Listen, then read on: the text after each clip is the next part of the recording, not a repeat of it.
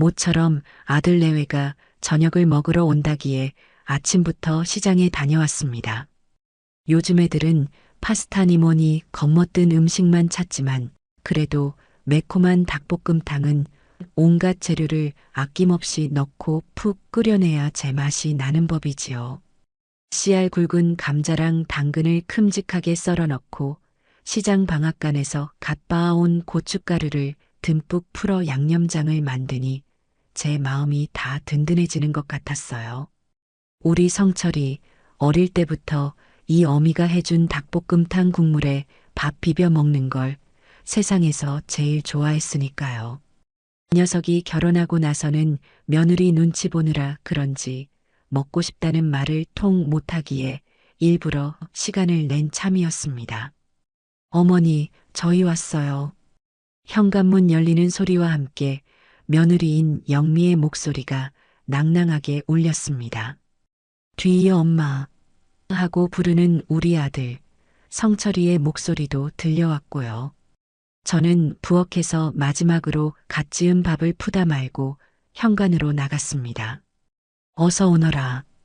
길이 막히지는 않았고? 그럼요, 어머니. 아버님은요? 아직 안 들어오셨어요? 영미는 제 손에 들린 비싼 과일 바구니를 식탁에 내려놓으며 살갑게 물었어요. 저 과일 바구니도 다 제 돈으로 샀을 걸 생각하니 속으로는 헛웃음이 났지만 겉으로는 아무렇지 않은 척했습니다. 너희들 아버지 친구분들이랑 등산 간다더니 아직이네. 곧 오시겠지. 얼른 들어와서 손 씻고 앉아라. 고기 다 익었다. 성철이는 제 얼굴을 보자마자 역시 엄마 밥이 최고야. 냄새부터 다른 애라며 어린애처럼 웃었습니다. 저 순에 빠진 녀석? 마누라 앞이라고 어깨에 힘주고 들어와도 될 텐데 저렇게 어미 앞에서 풀어지는 걸 보면 아직도 제 눈에는 물가에 내놓은 어린애 같기만 합니다. 반면 영미는 거실을 한번 쓱 훑어보더니 소파에 털썩 앉으며 말했어요. 어머니, 이 소파도 이제 바꿀 때 되지 않았어요? 요즘엔 이탈리아에서 온 통가죽 소파가 그렇게 좋다던데. 어머니 집 거실이 넓어서 그런 거 하나 두면 아주 그림 같을 거예요. 멀쩡한 걸 뭘 바꾸니. 아직 10년은 더 쓰겠다. 니들 아버지가 저기서 낮잠 자는 걸 얼마나 좋아하는데. 저는 무심하게 대꾸하며 부엌으로 향했습니다. 영미의 저런 소리는 한두 번 듣는 게 아니었거든요. 커튼이 촌스럽다느니 텔레비전이 작다느니 올 때마다 저희 집 살림에 대해 한마디씩 훈수를 두는 게 어느새 버릇이 되어버렸어요. 처음에는 젊은 애라 감각이 다른가 보다 하고 넘겼지만 들을수록 속내가 빤히 보이는 소리라 이제는 대꾸할 가치도 못 느꼈습니다. 이윽고 상이 차려지고 남편까지 돌아와 온 가족이 식탁에 둘러앉았습니다.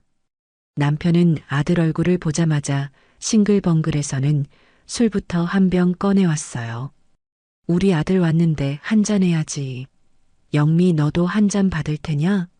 아버님, 저는 괜찮아요. 성철 씨랑 두 분이서 오붓하게 드세요. 저는 대신 아버님 잔이나 채워드릴게요. 영미는 또 저렇게 싹싹하게 굴었습니다. 남들 보기에는 저만 한 며느리가 없다고들 했지요. 애교도 많고 부침성도 좋고 하지만 저는 알고 있었습니다. 저 웃음 뒤에 저 살가운 말투 뒤에 날카롭게 벼려진 계산기가 숨어 있다는 것을요. 평생 시장 바닥에서 구르며 산전수전 다 겪은 제 눈을 속일 수는 없었습니다. 한참 화기애애한 분위기에서 식사가 오가던 중에 영미가 문득 젓가락을 내려놓으며 입을 열었습니다. 어머니, 아버님, 사실 오늘 드릴 말씀이 있어서 왔어요. 무슨 말이냐? 어디 좋은 소식이라도 있는 게냐? 남편이 기분 좋게 한 장 걸친 얼굴로 묻자 영미는 잠시 머뭇거리는 척 연기를 하더니 이내 입을 뗐어요. 제 친구 중에요. 이번에 시부모님이 상가를 하나 물려주셔서 그걸로 예쁜 카페를 차린 애가 있거든요. 순간 식탁의 공기가 미묘하게 바뀌는 것을 느꼈습니다. 성철이는 조금 불안한 듯 제 눈치를 힐끗 받고 남편은 무슨 소리인가 싶어 영미를 빤히 쳐다봤어요.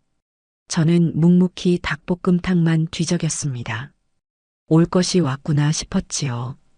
그런데 그 카페가 얼마나 잘 되는지 몰라요. 젊은 사람들 사이에서 아주 유명해져서 잡지에도 실리고 그랬대요. 시부모님이 얼마나 뿌듯해 하시는지 친구가 맨날 자랑을 해요. 자기가 시부모님 얼굴에 제대로 금칠한 거라고요. 허허, 요즘 젊은 사람들은 참 대단해. 그 친구가 사업 수완이 좋은가 보구나. 눈치 없는 남편은 그저 감탄사만 내뱉었습니다. 답답한 양반. 저 말의 진짜 뜻도 모르고 말입니다. 영미는 그런 남편의 반응이 영 마음에 안 들었는지 이번에는 저를 똑바로 쳐다보며 말했어요. 어머니, 성철 씨도 손재주 좋고 감각도 있잖아요. 그냥 평범한 회사원으로 썩히기에는 너무 아까운 사람인데 이 사람이 자기 이름 걸고 뭔가 번듯한 사업 한번 해보는 게 제 소원이에요. 사업이 어디 애들 장난인 줄 아니. 말처럼 쉬운 게 아니야. 제가 찬물을 끼얹듯 말하자 영미의 얼굴에 스치듯 서운한 기색이 어렸습니다. 하지만 그것도 잠시 영미는 금세 미소를 되찾고는 제 팔에 매달리며 애교를 부렸어요. 어머니는 꼭 그렇게 찬물부터 끼얹으시더라. 제가 성철 씨를 어떻게 돕고 싶은지 그 마음을 좀 봐주셔야죠. 친구는 시부모님이 팍팍 밀어주셔서 저렇게 헐헐 나는데 우리 성철 씨는 능력이 있어도 날개를 못 펴는 것 같아서 제가 다 속상해요. 그 말은 즉 우리도 상가 하나 내놓으시죠? 하는 소리와 다름없었습니다. 살아있는 시부모 재산을 그것도 밥상머리에서 저렇게 은근슬쩍 떠보는 꼴이라니. 기가 차서 헛웃음이 나오려는 걸 간신히 참았습니다. 저는 애써 미소를 지으며 영미의 손을 다독였어요. 살아계실 때 용돈 한 푼이라도 더 드리고 얼굴 한 번 더 뵙는 게 진짜 효도지. 죽은 뒤에 제사상 으리으리하게 차려주면 그게 다 무슨 소용이겠니? 너희들 마음은 잘 알겠다만 우리는 아직 정정하단다. 우리 노후는 우리가 알아서 챙길 테니 너희는 너희 인생 열심히 살면 되는 거야.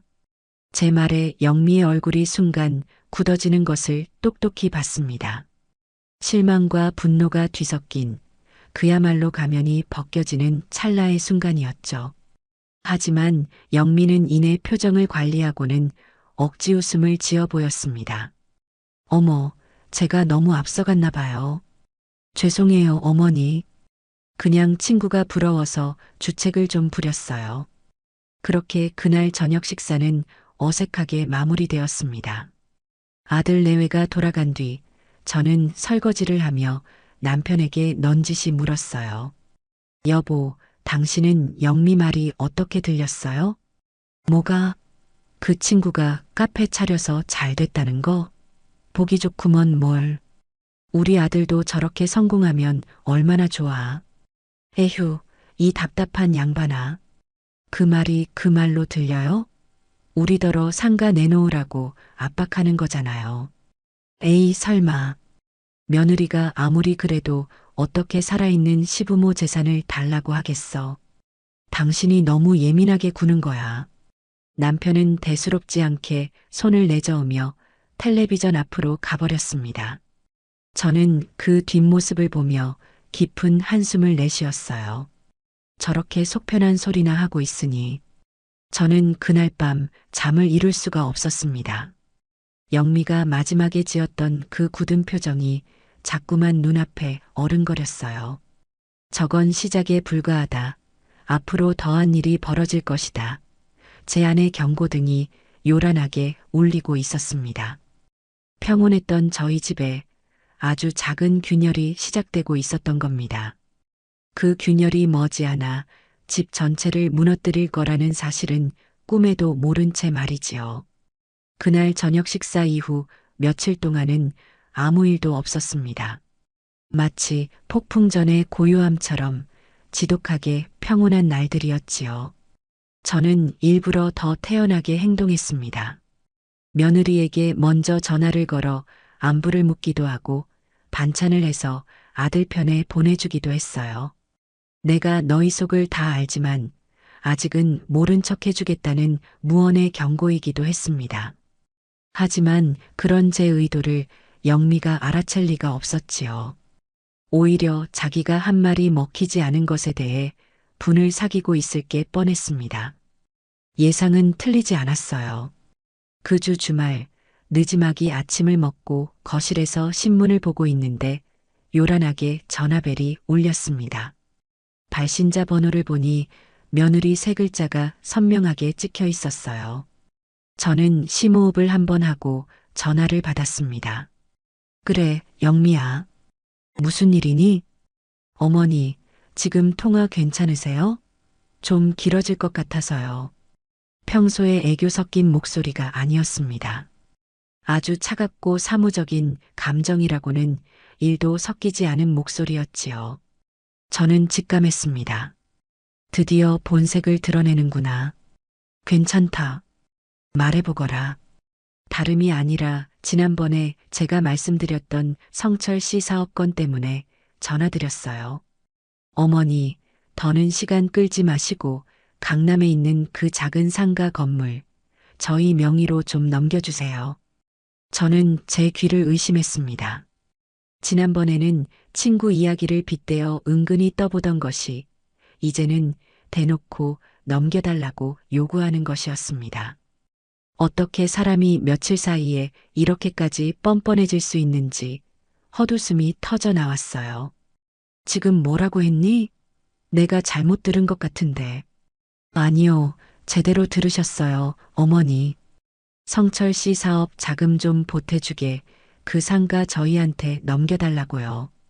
어차피 나중에 저희가 물려받을 거잖아요. 괜히 가지고 계시면서 세금만 축내지 마시고 살아계실 때 자식한테 좋은 일 한번 하시는 게 현명한 판단 아니겠어요? 기가 막혀서 말이 나오지 않았습니다. 세금을 축낸다니. 제가 평생 새벽같이 일어나고 밤늦게까지 잠 못 자가며 악착같이 모은 재산을 이제는 아예 제 소유가 아닌 것처럼 말하는 저 태도에 피가 거꾸로 솟는 것 같았어요. 이 아이가 보자 하니까 정말 안 되겠네. 너 지금 나한테 말 다 했니? 내가 아직 두 눈 시퍼렇게 뜨고 살아있는데 어디 감히 내 재산을 네 것인 양 말하는 게야. 제가 언성을 높이자 수화기 너머의 영미는 코웃음을 쳤습니다. 어머니, 화내실 일이 아니잖아요. 저는 그냥 합리적인 제안을 드리는 거예요. 요즘은 다들 이렇게 해요. 자식들 앞길 터주는 게 부모된 도리라고요. 어머니처럼 그렇게 꽉 막히게 돈만 붙들고 계시니까 성철 씨가 길을 못 펴고 사는 거 아니에요. 뭐, 꽉 막혀? 내가 돈을 붙들고 살아? 너 이 말 함부로 하는 거 아니다. 내가 이 돈을 어떻게 모았는지 너는 모르지? 네가 명품 가방 사서 으스대고 다닐 때 나는 시장에서 밥 한 끼 제대로 못 먹고 일했다. 그런 돈이야. 그런데 그걸 네가 뭔데 이래라 저래라 하는 게야. 분노의 목소리가 절로 떨려 나왔습니다. 하지만 영미는 조금도 위축되지 않았어요. 오히려 더 당당하게 쏘아붙였습니다. 어머니 과거 얘기가 지금 왜 나와요? 옛날에 고생하신 거랑 지금 자식한테 베푸는 거랑은 다른 문제죠. 아무튼 저는 분명히 제안 드렸어요. 좋게 말씀드릴 때 들어주시는 게 서로 얼굴 붉힐 일 없고 좋을 거예요. 그럼 생각해 보시고 다시 전화 주세요. 영미는 제멋대로 전화를 끊어버렸습니다. 저는 한동안 멍하니 끊어진 수화기만 붙들고 있었어요. 심장이 벌렁거리고 손이 부들부들 떨렸습니다. 저것이 과연 내가 아는 그 싹싹하고 애교 많던 며느리가 맞나 싶었어요. 그 가면 뒤에 저렇게 시커먼 속내를 감추고 있었다니 소름이 끼쳤습니다. 그날 오후 저는 분을 사귀지 못하고 자리에 누워 있었습니다. 머리가 지끈거리고 속이 울렁거렸어요. 그때 또다시 전화가 걸려왔습니다. 이번에는 모르는 번호였어요. 받을까 말까 망설이다 받았는데 수화기 너머에서는 익숙한 목소리가 들려왔습니다. 아이고 사부인. 저예요. 영미 엄마. 안사돈이었습니다. 저는 이가 갈리는 심정으로 대꾸했어요. 네, 안사돈. 무슨 일이십니까? 무슨 일이긴요? 우리 영미한테 얘기 다 들었어요. 아니, 사부인. 애들 앞길 열어준다는데 너무 빡빡하게 구시는 거 아니에요? 우리 영미가 그 집 가서 시집살이 하느라 마음고생이 얼마나 심한데 그 정도도 못 해주시나요? 시집살이라니. 저는 영미에게 설거지 한번 제대로 시켜본 적이 없었습니다. 명절 때도 힘들다 할까봐 오전에만 잠깐 들렀다 가게 했지요. 그런데 시집살이라니요. 딸이나 어미나 거짓말을 입에 달고 사는 건 똑같았습니다. 안사돈, 말씀이 좀 지나치시네요. 제가 영미한테 어떻게 했는데 시집살이 소리가 나옵니까? 그리고 그 집 재산 문제는 그 집에서 알아서 하는 겁니다. 안사돈께서 이래라 저래라 하실 일이 아니에요. 어머, 말이 왜 그렇게 섭섭해요? 이제 영미가 그 집 귀신인데 왜 남의 집이에요? 다 한 가족이지.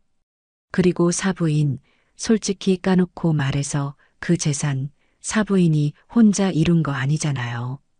돌아가신 시부모님한테 물려받은 땅이 돈이 된 거 다 알아요. 그러니 우리 영미한테도 지분이 있는 거 아니겠어요? 안사돈의 말에 저는 더 이상 참을 수가 없었습니다. 시부모님께 물려받은 땅은 맞았지만 그건 개발되기 한참 전에 쓸모없는 야산이었습니다. 그걸 남편과 제가 뜬 눈으로 밤을 새워가며 가꾸고 대출받아 건물을 올리고 발에 땀나도록 뛰어다니며 지금의 재산을 만든 거였어요. 그런데 이제 와서 날로 먹으려는 신보도 모자라 제공을 통째로 무시하는 저 태도에 온몸의 피가 식는 기분이었습니다. 안사돈, 지금 하신 말씀 책임질 수 있으세요? 우리 영미한테 지분이 있다고요? 대체 무슨 근거로 그런 망발을 하시는 겁니까? 망발이라니 사부인이 더 심하시네. 사부인이야말로 욕심이 너무 과한 거 아니에요? 그 많은 재산 다 짊어지고 가실 것도 아니면서 애들한테 미리 좀 나눠주면 어디가 덧나나요? 사람 참 욕심 많고 인정머리 없네. 뭐라고요? 인정머리? 지금 누구한테 그런 소리를 하시는 거예요? 당신 딸 교육이나 똑바로 시키세요. 멀쩡히 살아있는 시부모 재산 탐내는 게 요즘 애들이 배우는 예절인가요? 다시는 이런 일로 전화하지 마세요. 불쾌하니까 저는 소리를 지르며 전화를 끊어버렸습니다. 그리고 그 자리에 주저앉아 버렸어요. 다리에 힘이 풀려 도저히 서 있을 수가 없었습니다. 며느리도 모자라 이제는 그 어미까지. 두 사람이 작정하고 연합해서 저를 몰아붙이고 있었던 겁니다. 그들이 원하는 것은 오직 하나, 제 피와 땀이 밴 재산이었습니다. 저는 떨리는 손으로 아들 성철이에게 전화를 걸었습니다. 지금 당장 이 모든 상황을 알려야 했습니다. 그리고 결단을 내려야 했지요. 저런 족속들과 더 이상 한 가족으로 엮여 살아갈 수는 없었습니다. 안사돈과의 통화가 끝난 뒤 저는 쿵쾅거리는 심장을 부여잡고 한참을 앉아 있었습니다. 단순히 재산을 탐내는 수준을 넘어 저와 제 남편이 평생을 바쳐 이룬 삶 자체를 부정당한 기분이 들었어요. 분노와 배신감에 온몸이 떨려왔습니다. 저는 곧장 아들 성철이에게 전화를 걸었지만 녀석은 받지 않았습니다. 회사에서 한창 바쁠 시간이긴 했지만 마음이 급해지니 야속하기만 했어요. 그날 저녁 퇴근 시간이 한참 지나서야 아들이 풀이 죽은 얼굴로 저를 찾아왔습니다. 현관에 들어서는 녀석의 얼굴은 반쪽이 되어 있었어요. 저는 아무 말 없이 아들을 식탁에 앉히고 저녁상부터 차려주었습니다. 한참을 말없이 밥만 꾸역꾸역 넘기던 아들이 이윽고 숟가락을 내려놓고는 제 앞에 고개를 푹 숙였습니다. 엄마 미안해. 뭐가 미안한데. 영미 때문에 엄마 속상하게 해서 정말 미안해. 아들의 목소리는 물기에 젖어 있었습니다. 덩치만 컸지 속은 아직도 여린 제 아들이었어요. 저는 아들의 어깨를 말없이 다독여 주었습니다. 요즘 영미가 매일같이 나를 들들 볶아. 엄마한테 왜 제대로 말 못하냐고, 당신은 남자도 아니냐고. 자기가 총대 메고 나섰는데 왜 뒤에 숨어만 있냐고 소리를 지르는데 정말 죽겠어, 엄마. 아들은 끝내 눈물을 터뜨리고 말았습니다. 제 앞에서 우는 아들을 보니 며느리에 대한 분노보다 아들에 대한 안쓰러움이 더 크게 밀려왔어요. 저 착해 빠진 녀석이 그동안 얼마나 시달렸을까. 중간에서 얼마나 마음고생이 심했을까. 성철아, 똑바로 들어. 이건 네가 미안해할 일이 아니야. 잘못한 건 영미고 그 뒤에서 부추기는 네 장모님이야. 그러니 너까지 고개 숙일 필요 없어. 하지만 엄마 영미가 이대로는 못 살겠대. 엄마가 끝까지 재산 안 주면 나랑 이혼하겠다고 했어. 엄마 나 영미 없으면 안 되는데. 어떡해. 뭐? 이혼? 저는 제 귀를 의심했습니다. 고작 재산 때문에 이혼을 입에 올리다니. 이건 단순한 협박이 아니었어요. 영미는 진심이었습니다. 돈을 위해서라면 제 아들쯤은 헌신짝처럼 버릴 수 있다는 뜻이었지요. 저는 아들의 눈물을 보며 결심을 굳혔습니다. 더 이상 저런 애를 제 며느리로, 제 아들의 아내로 둘 수는 없다고요. 바로 다음 날 제 결심을 비웃기라도 하듯 영미와 안사돈이 저희 집으로 쳐들어왔습니다. 초인종을 누르지도 않고 마치 자기 집인 양 현관문 비밀번호를 누르고 들어서는 모습에 저는 할 말을 잃었어요. 어머니, 드릴 말씀이 있어서 왔어요. 잠시 앉으시죠. 영미는 제게 통보하듯 말하고는 거실 소파에 떡하니 자리를 잡고 앉았습니다. 안사돈 역시 그 옆에 나란히 앉아 저를 노려보고 있었어요. 마치 재판정에 선 판사들 같았습니다. 무슨 버르장머리냐? 누가 니들 마음대로 남의 집 문을 열고 들어오래. 남의 집이라니 서운하네요. 이제 곧 제 집이 될 수도 있는데. 안 그래요, 엄마? 영미가 콧방귀를 끼며 안사돈을 보자 안사돈이 맞장구를 쳤습니다. 그럼 우리 딸 말이 맞지. 사부인, 어제 우리 성철 서방이 다녀갔다면서요? 애가 아주 얼굴이 반쪽이 됐던데 마음이 아파서 혼났네. 사부인이 중간에서 그렇게 애를 잡으니까 우리 영미랑 성철 서방 사이에 금이 가는 거 아니에요. 뭐라고요? 내가 애를 잡아? 지금 누가 할 소리를 하는 거예요? 기가 막혀 말이 나오지 않았습니다. 도둑이 매를 드는 격도 유분수지. 이건 해도 너무했습니다. 영미가 팔짱을 끼고 다리를 꼬며 말을 이었어요. 됐고 어머니. 본론만 말할게요. 더는 못 기다려요. 오늘 당장 결정해 주세요. 상가명의 이전 서류에 도장 찍으실 건지 아니면 성철 씨랑 저랑 갈라서는 꼴 보실 건지. 너 지금 나를 협박하는 거냐? 협박이라뇨. 이건 제안이자 어머니께 드리는 마지막 기회예요. 성철 씨, 저 없으면 못 사는 거 아시잖아요. 아들 눈에서 피눈물 나게 하기 싫으시면 현명하게 판단하세요. 그때였습니다. 마침 퇴근하고 돌아온 남편이 이 광경을 보고는 얼굴이 시뻘개져서 소리쳤습니다. 지금 이게 무슨 난리야. 당신들 지금 장모랑 며느리가 작당하고 와서 시어머니를 겁박하는 거야? 남편의 고함에 안사돈이 자리에서 벌떡 일어났습니다. 사돈어른 말씀 조심하세요. 겁박이라니요. 우리는 지금 정당한 요구를 하러 온 거예요. 우리 영미가 이 집안에 시집와서 애 낳고 살림한 세월이 얼만데 그 정도 권리도 없어요? 권리? 무슨 권리? 당신 딸이 이 집 재산에 보태준 게 10원 한 푼이라도 있어? 어디서 권리를 논해? 사돈이야말로 너무하시네. 우리 귀한 딸 데려갔으면 그에 합당한 대우를 해주는 게 당연한 거 아니에요? 우리 영미가 밖에서 친구들 만나면 기죽는 꼴, 저는 더는 못 봐요. 당장 재산 정리해서 주세요. 안 그러면 우리 영미 당장 이 집에서 뺄 테니 그런 줄 아세요. 안사돈의 악다구니에 집안은 순식간에 아수라장이 되었습니다. 저는 이 광경을 차가운 눈으로 지켜보았습니다.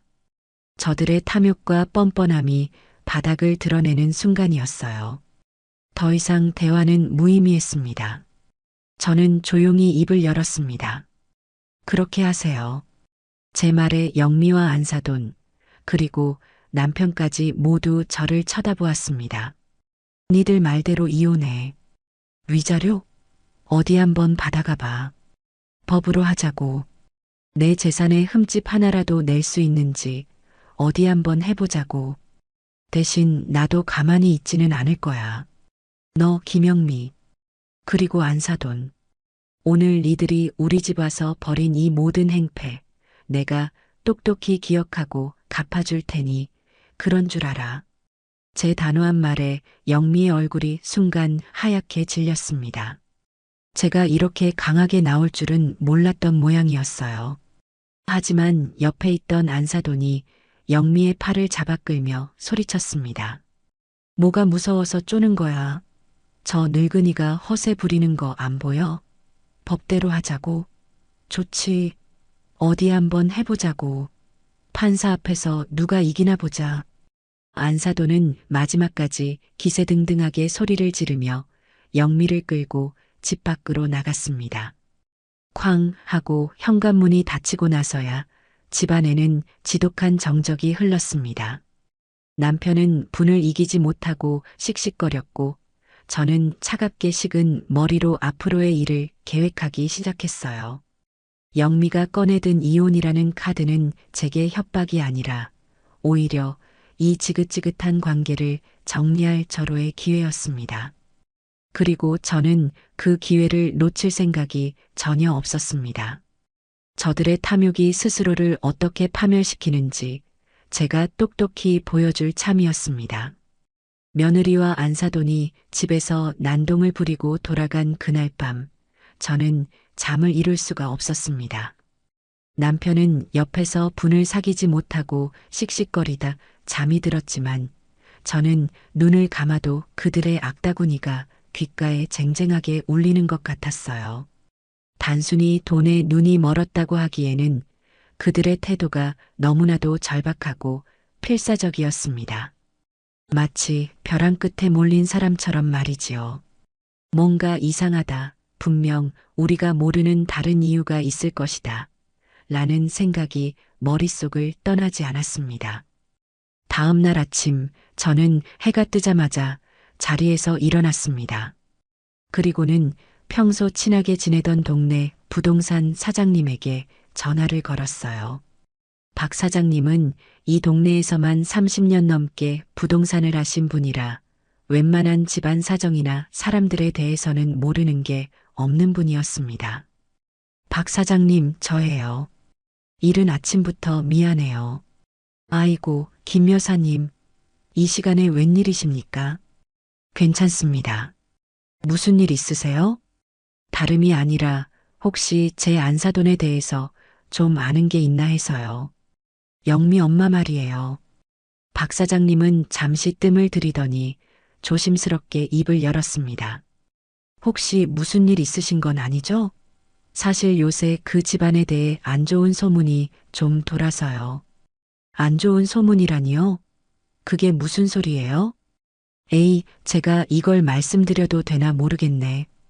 남의 집 흉을 보는 것 같아서. 괜찮아요, 박 사장. 저한테는 솔직하게 다 말해줘요. 아주 중요한 일이라 그래요. 제 간곡한 부탁에 박 사장님은 마지못해 입을 열었습니다.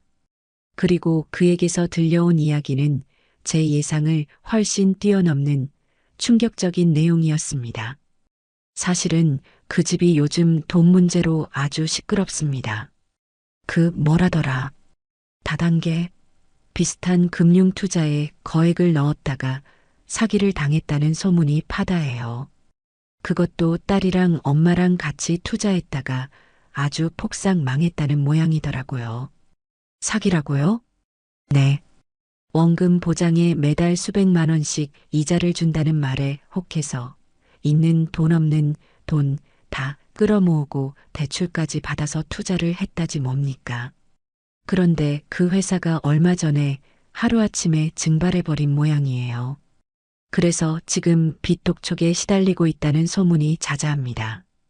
박 사장님의 말을 듣는 순간 그동안 풀리지 않던 모든 퍼즐 조각이 한꺼번에 맞춰지는 기분이었습니다. 왜 그렇게 며느리가 그리고 안사돈이 저희 재산에 집착했는지, 왜 그렇게 절박하게 돈을 요구했는지 이제야 전부 이해가 갔습니다. 아들 사업 자금은 전부 핑계였던 겁니다. 진짜 목적은 자신들이 저지른 어리석은 투자의 실패를 그로 인해 생긴 억대의 빚을 제 돈으로 메우려는 속셈이었던 것이지요. 저는 박 사장님에게 고맙다는 인사를 하고 전화를 끊었습니다. 그리고 차가운 분노가 온몸을 휘감는 것을 느꼈습니다. 단순히 철없는 며느리의 투정이라고 생각했던 일이 실은 치밀하게 계획된 사기극의 일부였다는 사실의 배신감으로 치가 떨렸어요. 제 아들을 그리고 저를 자신들의 빚을 갚기 위한 현금 인출기 정도로 생각했다는 사실에 참을 수 없는 모욕감을 느꼈습니다. 저는 그 자리에 가만히 앉아 머리를 굴리기 시작했습니다. 분노에 휩싸여 섣불리 행동해서는 안 됐습니다. 저들이 저를 상대로 사기를 치려 했다면 저 역시 그에 상응하는 대가를 치르게 해주어야 했습니다. 감정적으로 맞서 싸우는 것이 아니라 아주 차갑고 이성적으로 법의 테두리 안에서 철저하게 저들을 무너뜨려야겠다고 다짐했어요. 가장 먼저 한 일은 지방 곳곳에 소형 녹음기를 설치하는 것이었습니다. 앞으로 그들이 또다시 집에 쳐들어와 행패를 부릴 것에 대비하기 위함이었지요.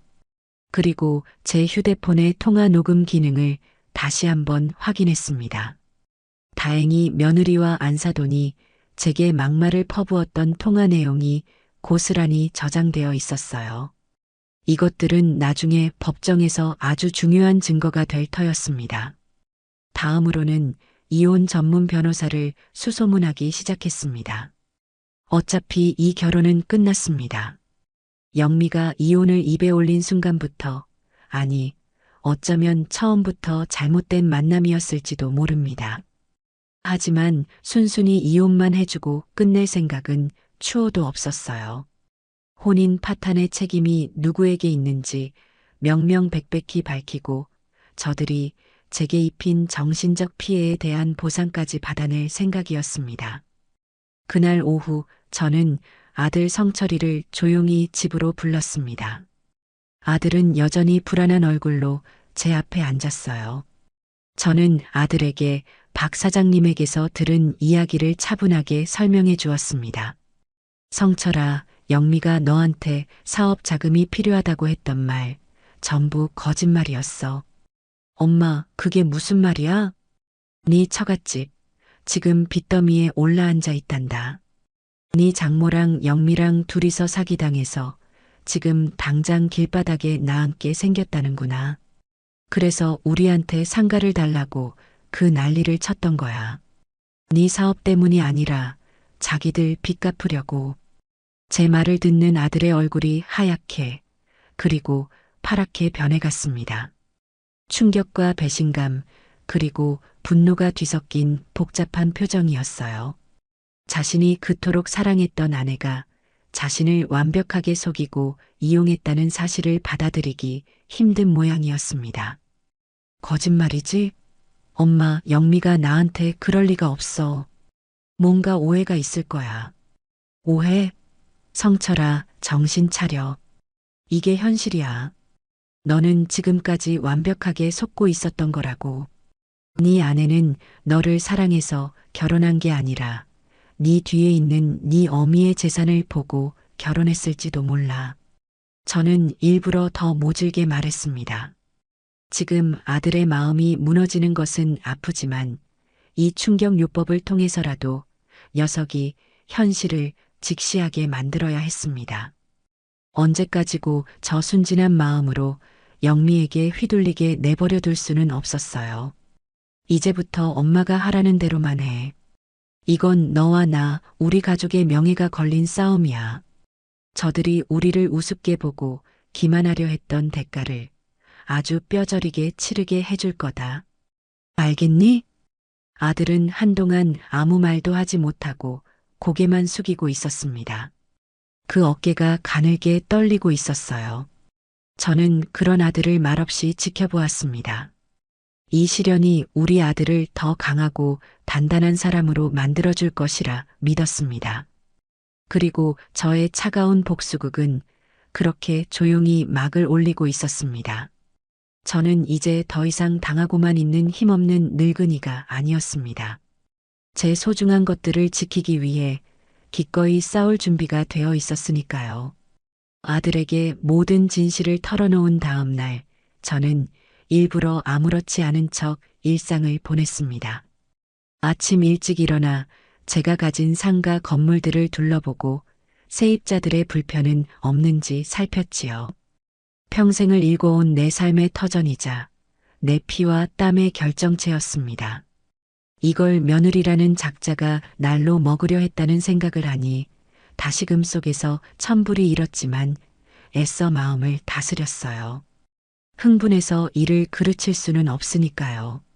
싸움은 이제부터 시작이고 저는 반드시 이겨야 했습니다.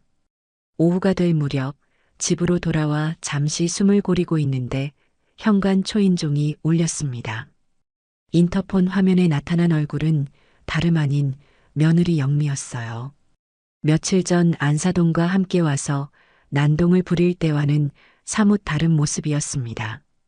값비싼 옷 대신 수수한 원피스 차림에 화장기 하나 없는 헬쑥한 얼굴.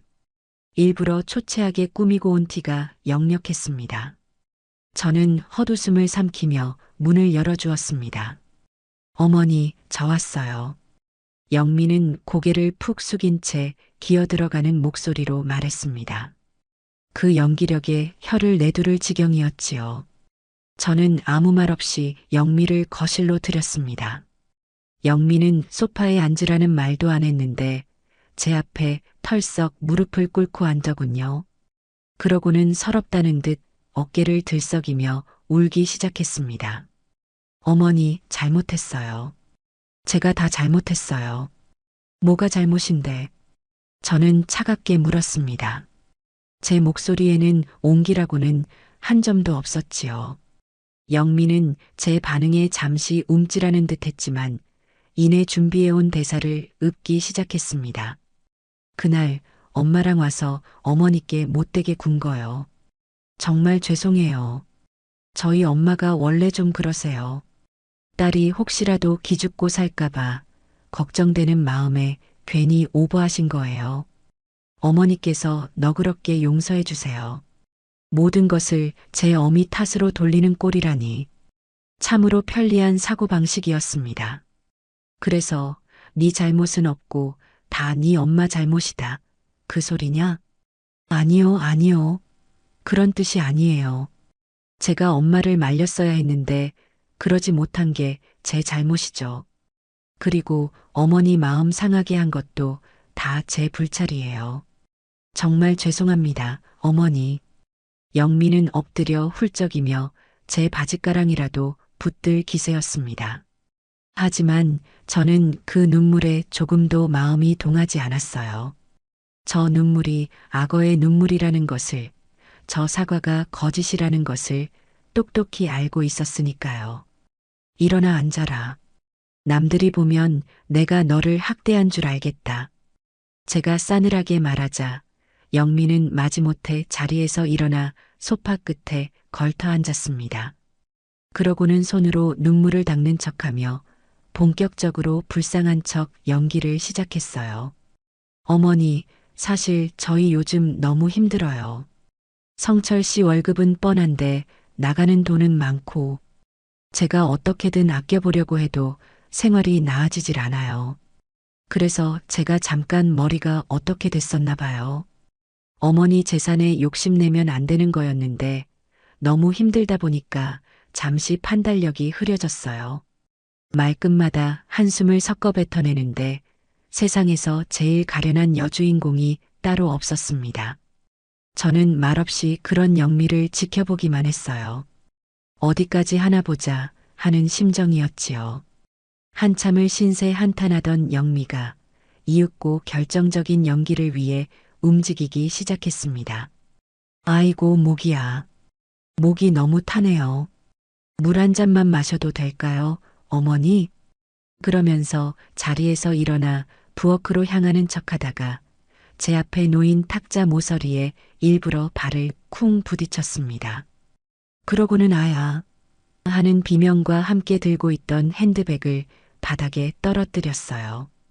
와르륵 하고 핸드백 속의 물건들이 거실 바닥으로 쏟아져 나왔습니다. 립스틱, 손거울, 지갑, 그리고 하얀 종이 몇 장. 어머나 어떡해. 영미는 화들짝 놀란 척하며 허둥지둥 바닥의 물건들을 주워 담기 시작했습니다. 특히 그 하얀 종이들을 재빨리 숨기려고 애쓰는 모습이 아주 가관이었지요.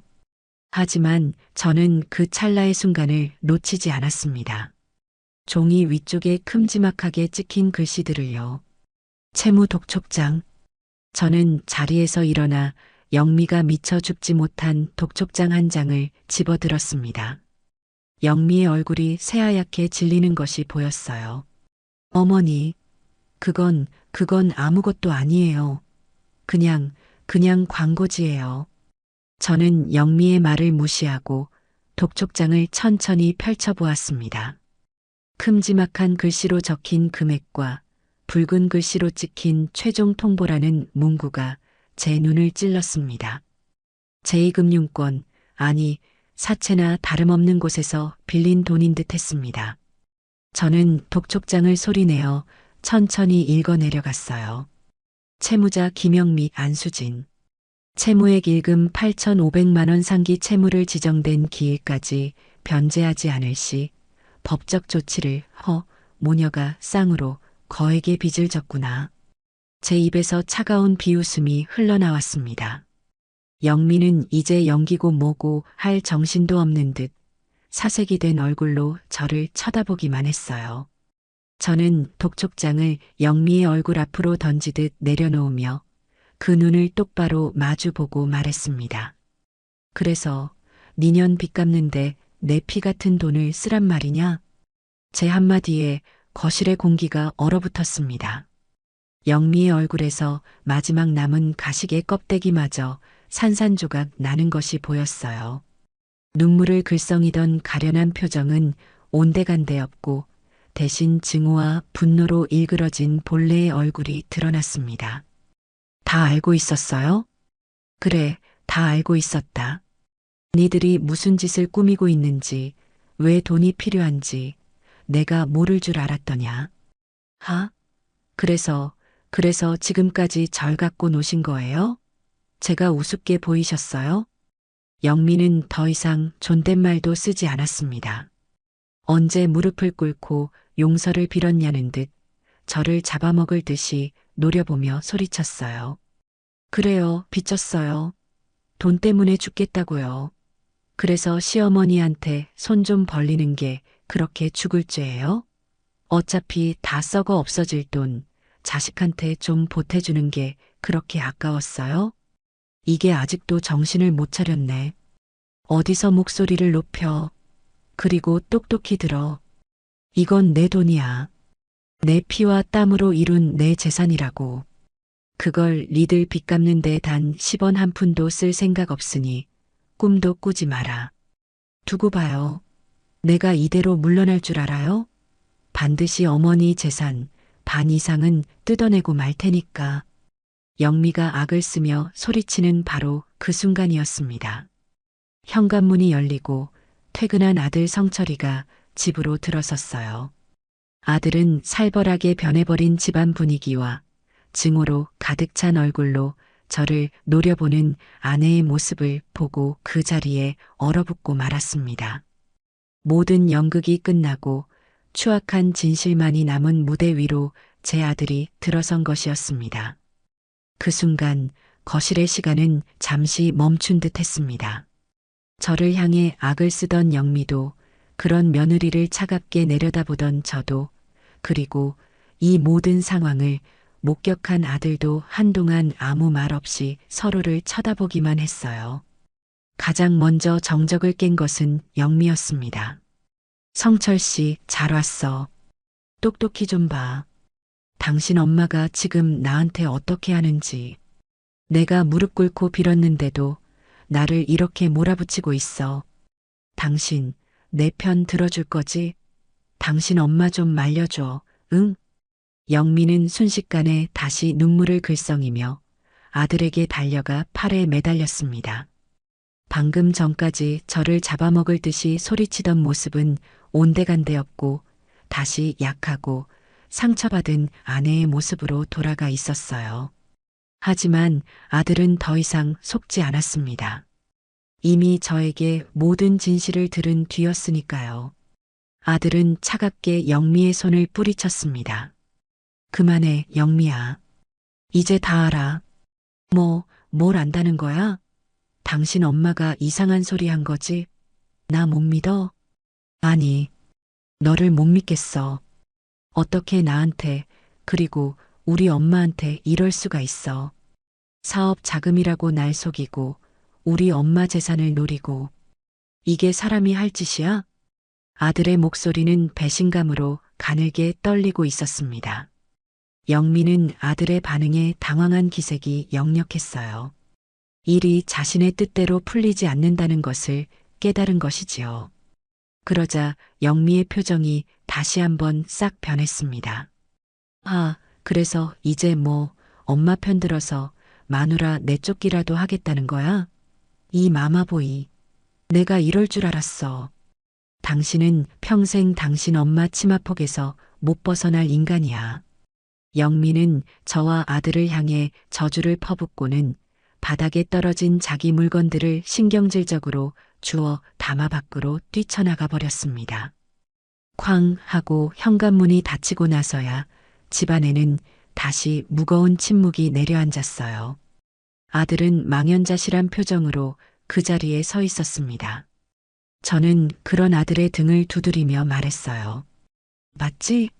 저게 저 아이의 본 모습이다. 그날 이후 저희 집에는 지옥 같은 날들이 시작되었습니다. 영미가 그냥 물러설 리가 없었지요. 다음 날부터 저희 집에는 정체불명의 사내들이 찾아오기 시작했습니다. 딱 봐도 정상적인 사람들은 아니었어요. 우락부락한 덩치에 팔에는 이상한 그림까지 그려져 있었지요. 그들은 대문을 두들기며 소리쳤습니다. 계쇼? 김영미 씨 시어머니 집 맞소? 돈 갚으쇼, 돈. 아마도 영미가 우리 시어머니가 곧 돈을 갚아줄 거다라고 거짓말을 해놓은 모양이었습니다. 빚쟁이들은 아침 저녁으로 찾아와 행패를 부렸어요. 대문에 붉은 페인트로 돈 갚아라고 써놓기도 하고 마당에 쓰레기를 던져놓기도 했습니다. 동네에는 순식간에 흉흉한 소문이 퍼졌지요. 저희 집이 빚더미에 올라앉았다는 둥, 제가 아들 며느리 돈까지 떼먹었다는 둥, 말도 안 되는 이야기들이었습니다. 남편은 불안해서 잠도 못 잤고 아들은 죄책감에 고개도 들지 못했습니다. 하지만 저는 눈 하나 깜짝하지 않았어요. 오히려 강 건너 불구경하듯 그 모든 상황을 차분하게 지켜보았습니다.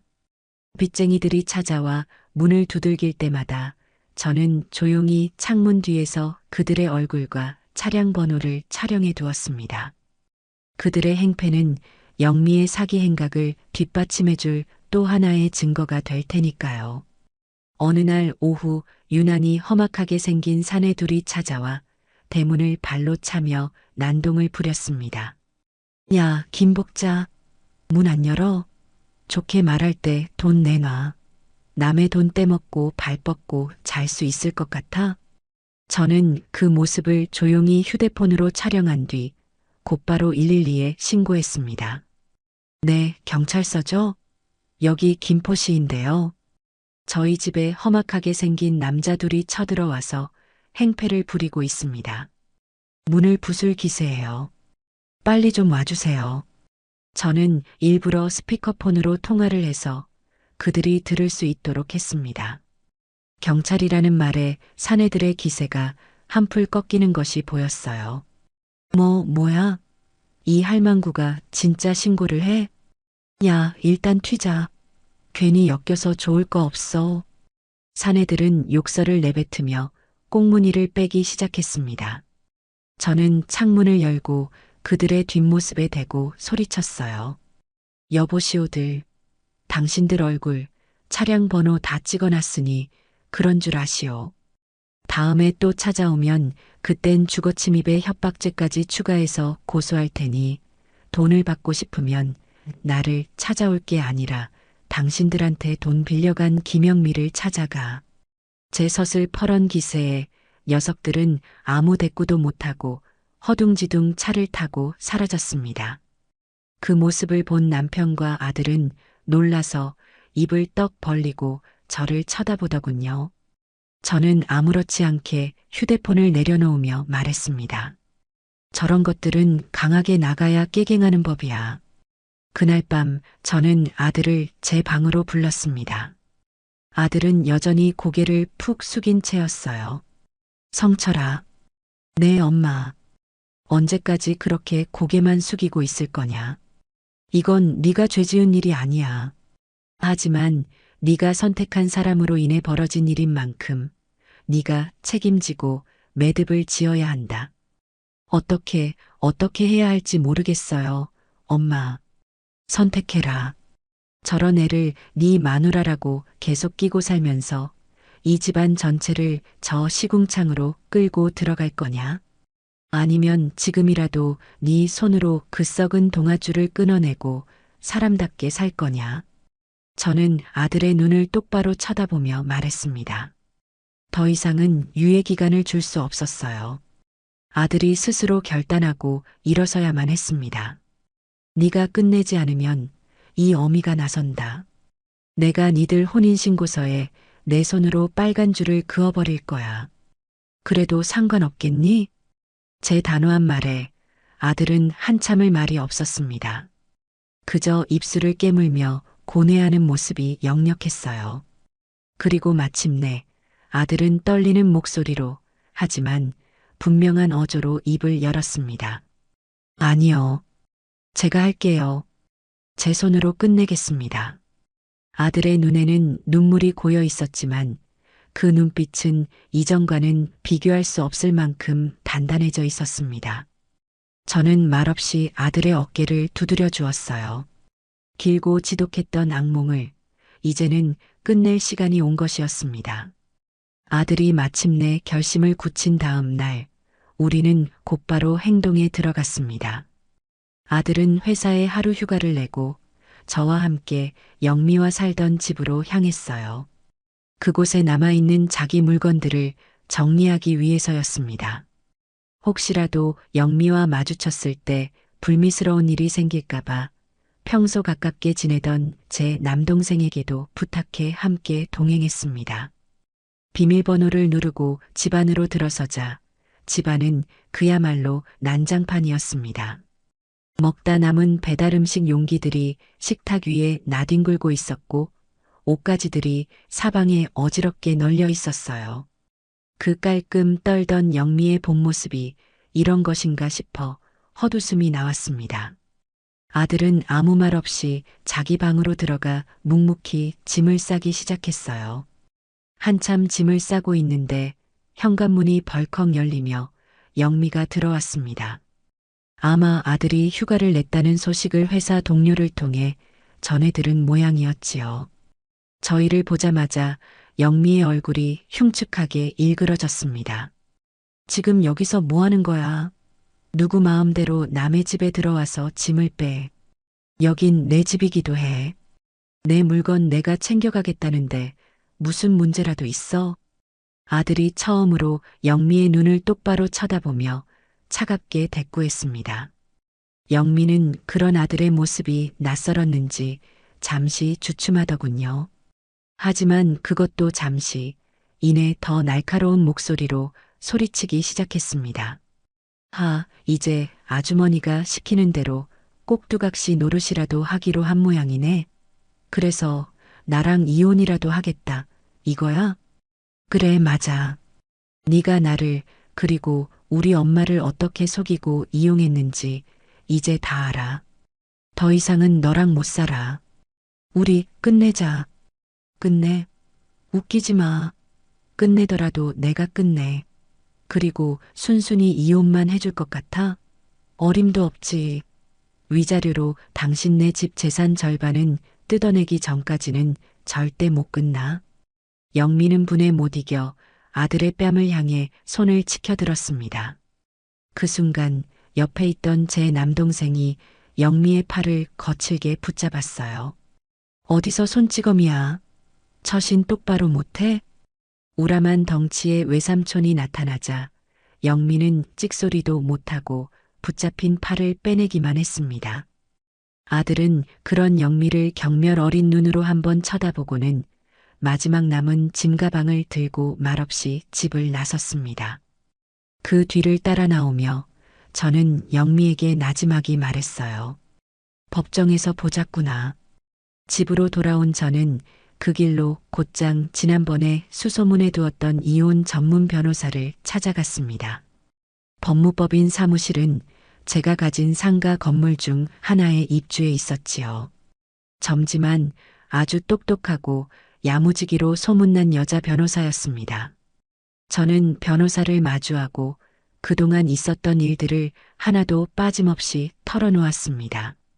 며느리가 재산을 요구했던 일부터 안사돈의 막말, 빚쟁이들의 행패, 그리고 오늘 있었던 일까지 이야기를 다 듣고 난 변호사는 잠시 생각에 잠기더니 이내 단호한 표정으로 입을 열었습니다. 어머님, 걱정하지 마십시오. 이건 저희가 무조건 이기는 싸움입니다. 정말이요? 저쪽에서는 위자료로 재산 절반을 뜯어내겠다고 큰 소리를 치던데 큰 소리일 뿐입니다. 어머님께서 모아두신 증거들이 아주 명백합니다.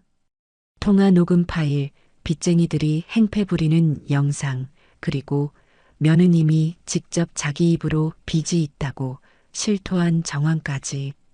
오히려 저희 쪽에서 혼인 파탄의 책임을 물어 위자료를 청구해야 할 판입니다.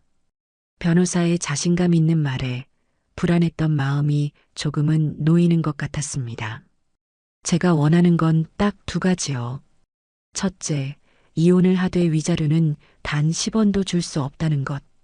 둘째, 이 모든 사태의 책임이 명백히 저쪽에 있다는 것을 법적으로 인정받는 것이요. 가능하겠소? 가능하고 말고요, 어머님. 오히려 저희는 그 이상을 할 수 있습니다. 며느님과 사돈을 상대로 명예훼손 및 정신적 피해 보상에 대한 손해배상 청구까지 함께 진행하시죠. 저들이 어머님께 입힌 상처와 수모를 돈으로나마 반드시 갚아주게 만들어야 합니다. 변호사의 말은 제 생각보다 훨씬 더 공격적이었습니다. 하지만 그 말이 제 마음에 쏙 들었어요. 당한 만큼, 아니, 그 이상으로 갚아주는 것. 그것이 제가 원하는 것이었습니다. 저는 그 자리에서 변호사에게 사건을 위임하고 사무실을 나섰습니다. 그리고 며칠 뒤 예상대로 영미 측에서 보낸 소장이 집으로 날아왔습니다. 그 내용은 가히 충격적이고 뻔뻔하기 그지없었어요. 소장에는 저 김복자가 아들 부부의 결혼 생활에 사사건건 간섭하고 며느리인 김영미를 지속적으로 구박하고 괴롭혔다고 적혀 있었습니다. 심지어 제가 영미의 친정까지 무시하며 모욕적인 언사를 일삼았고 이로 인해 영미가 극심한 정신적 고통을 받아 혼인 관계가 파탄에 이르렀다고 주장하고 있었어요. 그리고 요구사항은 더 기가 막혔습니다. 혼인 파탄의 주된 책임이 제게 있으므로 위자료 명목으로 강남의 상가 건물 소유권을 이전하고 가동안의 정신적 피해 보상금으로 현금 5억 원을 지급하라는 것이었습니다. 소장을 읽어내려가는 제 손이 부들부들 떨렸습니다. 흙을 백이라 우기는 저들의 파렴치함에 분노가 치밀어 올랐어요. 남편은 소장을 바닥에 내동댕이 치며 소리쳤습니다. 이것들이 미쳐도 단단히 미쳤구나. 세상에 이런 날강도들이 어디 있어. 하지만 저는 오히려 차갑게 웃었습니다. 잘됐다 싶었어요. 저들이 저렇게 말도 안 되는 주장을 펼칠수록 나중에 진실이 밝혀졌을 때 더 큰 타격을 입게 될 테니까요. 저는 소장을 고이 접어 서류 봉투에 넣었습니다. 그리고 곧장 제 변호사에게 전화를 걸었어요. 변호사님, 저쪽에서 소장이 왔습니다. 이제 우리도 답장을 보낼 시간인 것 같군요. 전쟁의 서막이 올랐습니다. 그리고 저는 이 전쟁에서 승리하기 위해 제가 가진 모든 것을 걸 준비가 되어 있었습니다. 영미 측에서 보낸 터무니없는 소장을 받고 난 뒤 우리는 본격적으로 반격을 위한 증거 수집에 나섰습니다. 변호사는 제게 그동안 모아둔 모든 자료를 가져와 달라고 요청했어요. 저는 며느리 및 안사동과의 통화 녹음 파일이 담긴 USB와 빚쟁이들이 행패를 부리는 장면을 촬영한 영상들을 챙겨 법무법인으로 향했습니다. 변호사는 제 앞에서 녹음 파일을 하나씩 재생하며 꼼꼼하게 내용을 확인했습니다. 어머니, 이거 아주 결정적인 증거들입니다. 며느님이 직접 자기 입으로 상가 건물을 넘겨달라고 요구하고 주지 않으면 이혼하겠다고 협박하는 내용이 그대로 담겨 있네요. 사돈께서 어머님께 인신공격성 발언을 한 내용도 명백한 명예훼손에 해당하고요. 변호사는 중요한 대목들을 받아 적으며 법정에서 어떻게 활용할 것인지 전략을 세우기 시작했습니다. 그 모습이 어찌나 듬직하고 믿음직스러운지 천군만마를 얻은 기분이 들었어요. 하지만 어머님, 이것만으로는 조금 부족할 수 있습니다. 저쪽에서는 이 모든 것이 감정이 격해져서 나온 말일 뿐 진심이 아니었다고 발뺌할 가능성이 높거든요. 저희에게는 저들의 주장이 명백한 거짓이라는 것을 입증할 객관적인 증거가 더 필요합니다. 객관적인 증거라니요? 예를 들면 어떤 것들이요? 며느님과 사돈이 정말로 돈 때문에 이 모든 일을 벌였다는 명백한 동기, 즉 그들의 채무 관계를 증명할 자료가 필요합니다. 그 말을 듣고 저는 무릎을 탁 쳤습니다. 동네 부동산 박 사장님에게서 들었던 이야기가 떠올랐기 때문이지요. 아, 맞다. 내가 그걸 잊고 있었네. 박 사장이라고 동네에서 오래 부동산 한 사람이 있는데 그 사람이 그러더군. 우리 안사돈이랑 며느리가 다단계 비슷한 거에 투자했다가 사기를 당해서 빚더미에 올랐다고요. 제 말에 변호사의 눈이 반짝였습니다. 정말입니까, 어머님? 그분 증인으로 법정에 서주실 수 있을까요? 그건 모르지. 남의 집안 싸움에 끼어들고 싶어 하겠소? 그래도 한번 말이나 해봐야지. 저는 그 길로 박 사장님의 부동산 사무실을 찾아갔습니다. 자초지종을 설명하고 혹시 법정에서 증언을 해줄 수 있겠냐고 조심스럽게 물었어요. 박 사장님은 역시나 난처한 표정을 지었습니다. 아이고, 김 여사님. 마음은 정말 굴뚝 같은데 제가 어떻게 남의 재판에 증인으로 나섭니까? 동네에서 얼굴 보고 장사하는 사람인데 괜히 원한만 살까 두렵네요. 예상했던 반응이었습니다. 저는 실망했지만 그렇다고 포기할 수는 없었어요. 그때 문득 다른 생각이 떠올랐습니다. 증언이 어렵다면 다른 방법으로라도 도움을 받을 수 있지 않을까?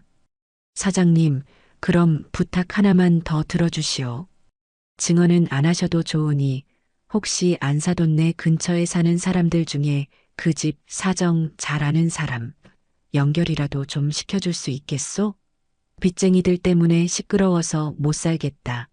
뭐 그런 불평하는 사람이라도 괜찮으니. 제 말에 박 사장님은 잠시 고민하더니 이내 고개를 끄덕였습니다. 아, 그 정도라면야. 마침 그 아파트 상가에서 세탁소를 하는 양반이 제 친구입니다. 그 친구가 그라인 통장이라 웬만한 집안 사정은 다 꿰고 있을 겁니다. 제가 한번 다리를 놔드리지요. 그렇게 저는 박 사장님의 도움으로 안사돈네 아파트 상가 세탁소 사장님을 만날 수 있었습니다. 세탁소 사장님은 저를 보자마자 대뜸 아이고 영민의 시어머니 되시는구나 하며 제 손을 덥석 잡더군요. 말도 마세요, 사모님. 그 집 여자들 때문에 동네가 아주 시끄러워서 못 살겠다니까요.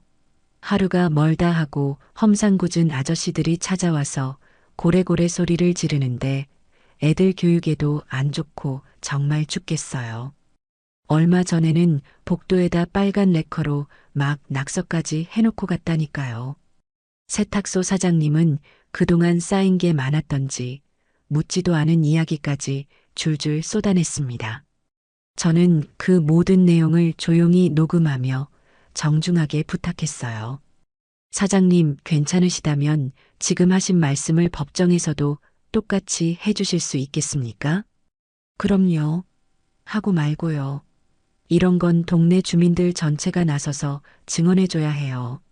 아주 싹수가 노란 사람들이야. 세탁소 사장님은 의외로 흔쾌히 증인이 되어주겠다고 약속했습니다. 천군만마를 얻은 기분이었어요. 하지만 저의 증거 수집은 여기서 끝나지 않았습니다. 저는 박 사장님에게 또 다른 부탁을 했어요. 혹시 안사돈의 옛날 친구나 지인 중에 연락되는 사람이 없냐고요. 저는 안사돈이라는 사람의 과거를 파헤쳐보고 싶었습니다.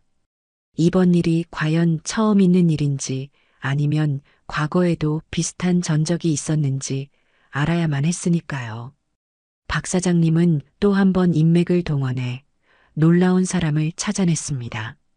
바로 안사돈과 고향 친구이자 20년 전 함께 갯돈을 붓다가 안사돈에게 크게 사기를 당할 뻔했다는 분이었습니다. 수소문 끝에 그분을 만나러 가는 길, 제 심장은 기묘한 기대감으로 두근거렸습니다. 이 사람이 바로 저들의 가면을 벗겨줄 비장의 무기가 될 것이라는 예감이 들었기 때문입니다. 카페에서 만난 그분은 안사돈의 사진을 보여주자마자 고개를 절레절레 흔들었습니다. 아이고, 이 사람. 아직도 이러고 사는구나. 사람 버릇은 정말 어디 안 가나 보네. 그분은 제게 20년 전의 이야기를 들려주었습니다. 안사돈이 갯돈을 타는 날 갑자기 남편 사업이 망해서 야반도주하게 생겼다며 펑펑 울더랍니다. 친구들은 그 말을 믿고 갯돈을 양보해 주었는데 나중에 알고 보니 전부 거짓말이었고 그 돈으로 땅 투기를 하려 했다는 것이었지요. 그때 친구들 사이에서 아주 사람 취급도 못 받았지. 그러고 서울로 이사 가더니 연락이 뚝 끊겼는데 여전히 돈 욕심은 버리지 못했나 보네요.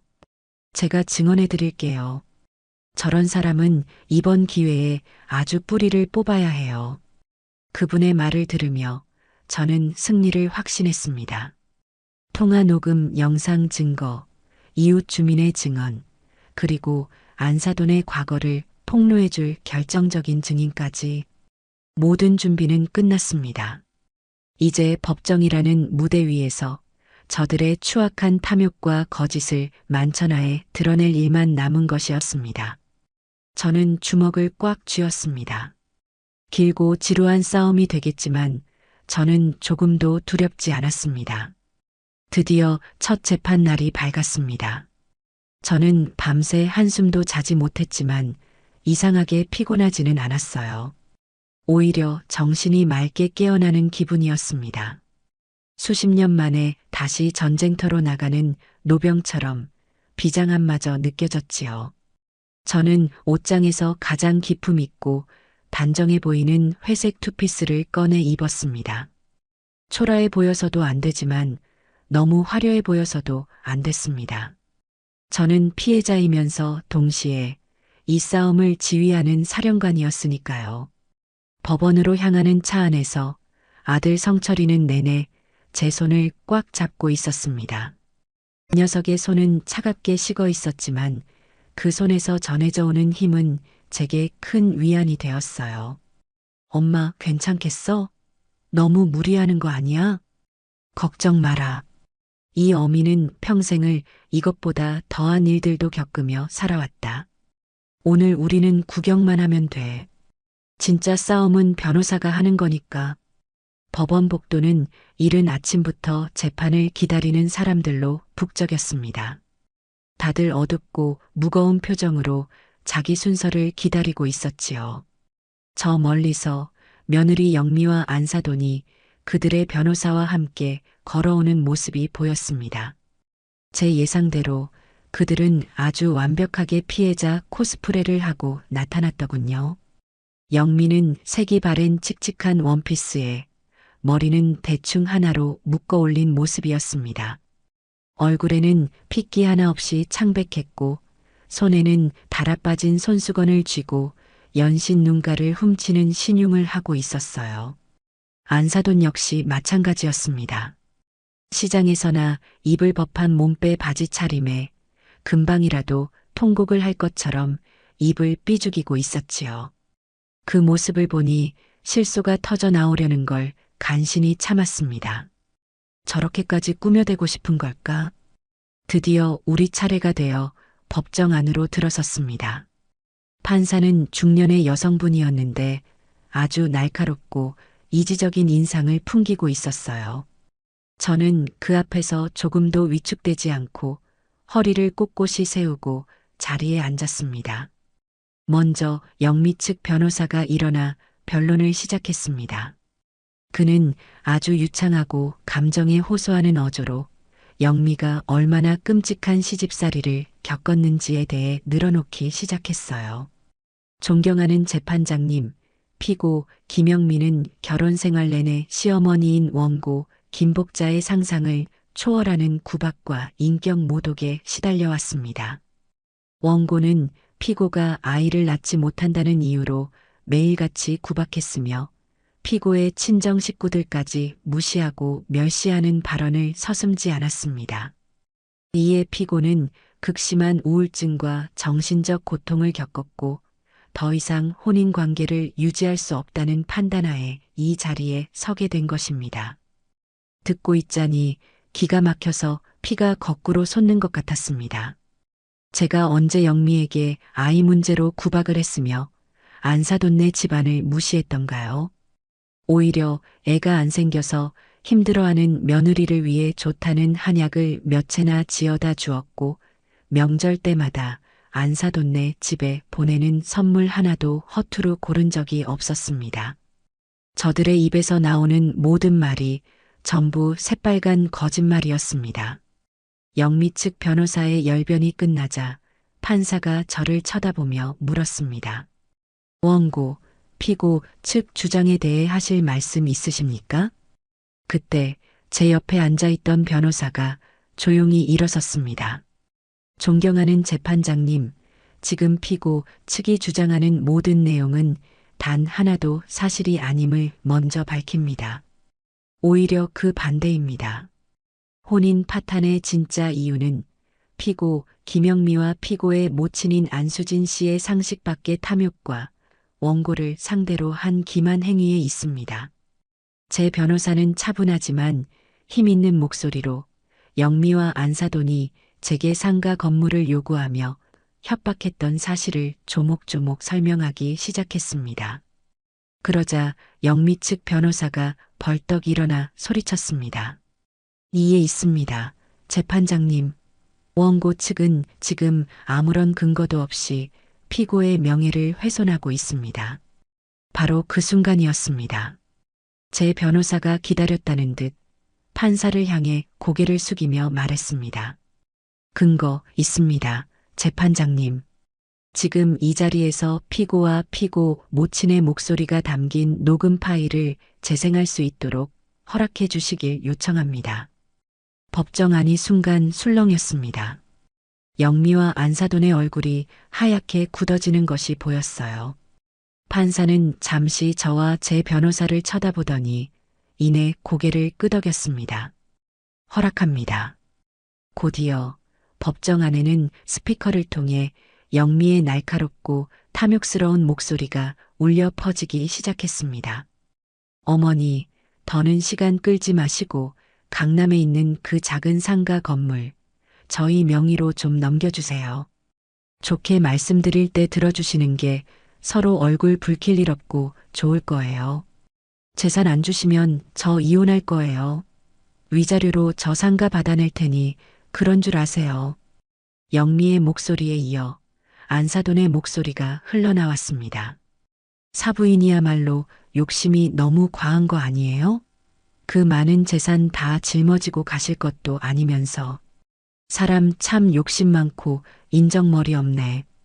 녹음 파일이 재생되는 동안 법정안은 그야말로 찬물을 끼얹은 듯 조용했습니다. 방청석에 앉아있던 사람들조차 숨을 죽이고 스피커에서 흘러나오는 소리에 귀를 기울이고 있었어요. 녹음이 끝나자 영미와 안사돈의 얼굴은 이미 잿빛이 되어 있었습니다. 판사는 아무 말 없이 그들을 차갑게 내려다보고 있었지요. 그때였습니다.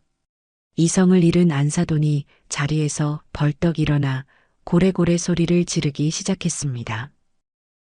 저거 다 거짓말이야. 조작된 거라고요.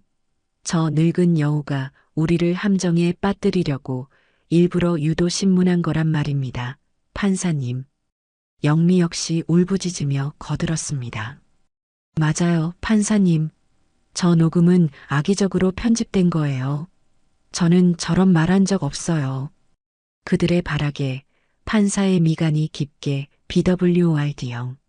판사가 책상을 내리치며 소리쳤습니다. 정숙. 피고와 피고 측 증인은 자리에서 일어나 함부로 발언하지 마시오. 한 번만 더 법정 소란 행위를 할 시 감치에 처하겠습니다. 법원 경위들이 다가와 흥분한 안사돈과 영미를 제지했습니다. 안사돈은 경위들에게 붙들려 법정 밖으로 끌려나가면서까지 제게 악담을 퍼부었어요. 이 천하의 몹쓸 늙은이. 너 때문에 내 인생, 우리 딸 인생 다 망쳤어. 내가 가만두나 봐. 그 모습은 마치 발악하는 짐승과도 같았습니다. 첫 번째 재판은 그렇게 우리의 압도적인 승리로 끝이 났습니다. 법정을 나서며 저는 제 옆에 선 아들을 보았습니다. 아들은 충격과 경멸이 뒤섞인 눈으로 영미가 끌려나간 법정문을 쳐다보고 있었어요. 그리고 이내 저를 돌아보며 나지막이 말했습니다. 엄마 고마워. 그리고 미안해. 그 한마디에 저는 그동안의 마음고생이 눈 녹듯 사라지는 것을 느꼈습니다. 괜찮다 아들아. 이제 시작일 뿐이다. 저는 굳게 마음을 다잡았습니다. 저들의 탐욕의 성을 완전히 무너뜨릴 때까지 저는 결코 멈추지 않을 작정이었습니다. 첫 재판에서 녹음 파일이라는 회심의 일격을 날린 뒤 전세는 완전히 저희 쪽으로 기울었습니다. 영미 측 변호사는 그 뒤로 몇 번이나 합의를 제안해 왔어요. 위자료 요구를 전부 철회할 테니 이혼만이라도 조용히 해달라는 것이었지요. 하지만 저는 단칼에 거절했습니다. 합의는 없었습니다. 저는 법의 심판을 통해 저들의 잘못을 만천하에 드러내고 싶었으니까요. 그러던 어느 날 저녁, 저는 거실에서 무심코 텔레비전을 보고 있다가 익숙한 이름을 듣고는 화면을 뚫어지게 쳐다보았습니다. 수천억 원대 금융 다단계 사기 사건을 수사 중인 경찰이 오늘 업체 대표인 이모 씨 등 주범 3명을 구속했습니다. 이들은 원금 보장과 고수익을 미끼로 수백 명의 투자자들로부터 돈을 가로챈 혐의를 받고 있습니다. 피해자 대부분은 평범한 주부나 은퇴한 노년층인 것으로 알려져 화면에 나오는 다단계 회사의 이름은 바로 박 사장님을 통해 들었던 영미와 안사돈이 투자했다는 바로 그 회사였습니다. 저는 저도 모르게 자리에서 벌떡 일어났습니다. 뉴스에서는 사기당한 피해자들이 경찰서 앞에서 울부짖는 모습과 압수수색을 당하는 사무실의 모습이 연이어 나오고 있었어요. 이제 모든 것이 끝났다는 생각이 들었습니다. 영미와 안사돈이 그토록 매달렸던 마지막 동아줄이 바로 오늘 완전히 끊어져 버린 것이었습니다. 이 뉴스는 저뿐만 아니라 다른 사람들에게도 큰 영향을 미쳤습니다. 바로 영미 모녀에게 돈을 빌려주었던 빚쟁이들이었지요. 그동안은 혹시라도 영미네가 투자금을 회수하거나 혹은 저희에게서 위자료를 뜯어내면 돈을 받을 수 있을 거라는 신락 같은 희망을 품고 있었을 겁니다.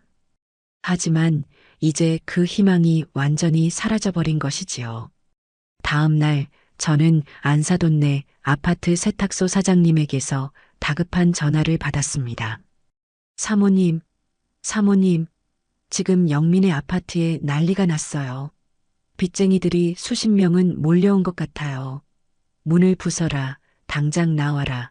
고래고래 소리를 지르는데 아주 전쟁터가 따로 없다니까요. 세탁소 사장님의 목소리 너머로 사람들의 아우성과 욕설이 섞여 들려왔습니다. 저는 조용히 전화를 끊고 창밖을 보았습니다. 하늘이 유난히 맑고 푸르게 느껴졌어요. 스스로 판 무덤에 스스로 들어가는 꼴이었습니다. 인과응보라는 말은 이럴 때 쓰는 것이겠지요. 빚쟁이들의 소란은 결국 경찰이 출동하고 나서야 겨우 진정되었다고 했습니다. 하지만 그걸로 끝이 아니었어요. 다단계 사기 사건의 다른 피해자들이 영미 모녀가 저희를 상대로 거액의 위자료 소송을 벌이고 있다는 사실을 어떻게 알았는지 그 아파트로 몰려들기 시작했습니다. 우리 돈으로 호의호식하더니 이제는 위자료까지 뜯어내려 한다며 영미 모녀를 사기죄로 고소하겠다고 아우성을 쳤다고 해요. 그야말로 사면초가 설상가상이었습니다. 그리고 마침내 마지막 재판일이 다가왔습니다. 법정으로 들어서는 영미와 안사돈의 모습은 차마 눈뜨고 볼 수 없을 정도로 처참했습니다. 며칠 사이에 10년은 늙어버린 듯 퀭한 눈에 초점도 없이 흐릿했어요. 첫 재판 때 보여주었던 가증스러운 연기력과 기세는 온데간데 없었습니다. 그저 모든 것을 포기한 패잔병의 모습이었지요. 재판은 아주 신속하게 진행되었습니다. 저희 측 변호사는 그동안 수집한 증거들을 차례로 제출했습니다. 빚쟁이들의 행패를 증언해줄 세탁소 사장님과 안사돈의 과거를 폭로해줄 옛 친구분까지 증인석에 섰습니다. 마지막으로 최근 뉴스에 대대적으로 보도된 다단계 사기 사건 기사를 증거로 제출하며 영미 모녀가 돈을 노리고 의도적으로 이 모든 일을 꾸몄다는 사실을 명백히 밝혔습니다. 영미 측 변호사는 거의 아무런 반박도 하지 못했습니다. 그저 고개를 숙이고 있을 뿐이었지요. 모든 변론이 끝나고 판사가 판결문을 읽어 내려가기 시작했습니다. 법정 안의 모든 사람들이 숨을 죽이고 판사의 입을 주목했어요. 이상의 사실들을 종합하여 볼 때 이 사건 혼인관계 파탄의 주된 책임은 시어머니의 부당한 대우가 아닌 피고 김영미와 그 모친의 과도한 금전적 요구와 기만 행위에 있다고 판단됨이 상당하다. 피고 측이 주장하는 원고의 학대 및 부당한 대우에 대한 주장은 제출된 증거들을 고려할 때 이를 인정하기 어렵다. 따라서 피고 김영미의 위자료 및 재산분할 청구는 모두 기각한다. 기각한다는 말이 법정 안에 울려 퍼지는 순간 영미는 그 자리에 주저앉아 통곡하기 시작했습니다. 안사돈 역시 넋이 나간 사람처럼 허공만 쳐다보고 있었어요. 또한 법원은 원고 김복자와 그 아들 안성철이 겪었을 정신적 고통을 참작하여 피고 김영미는 원고 측에게 정신적 피해 보상금으로 3천만 원을 지급할 것을 명한다. 이상 땅 판사가 의사봉을 3번 내리치는 소리가 저들에게는 사형 선고처럼 들렸을 겁니다. 위자료는커녕 오히려 저희에게 위자료를 물어주게 된 것이지요. 모든 것이 끝났습니다.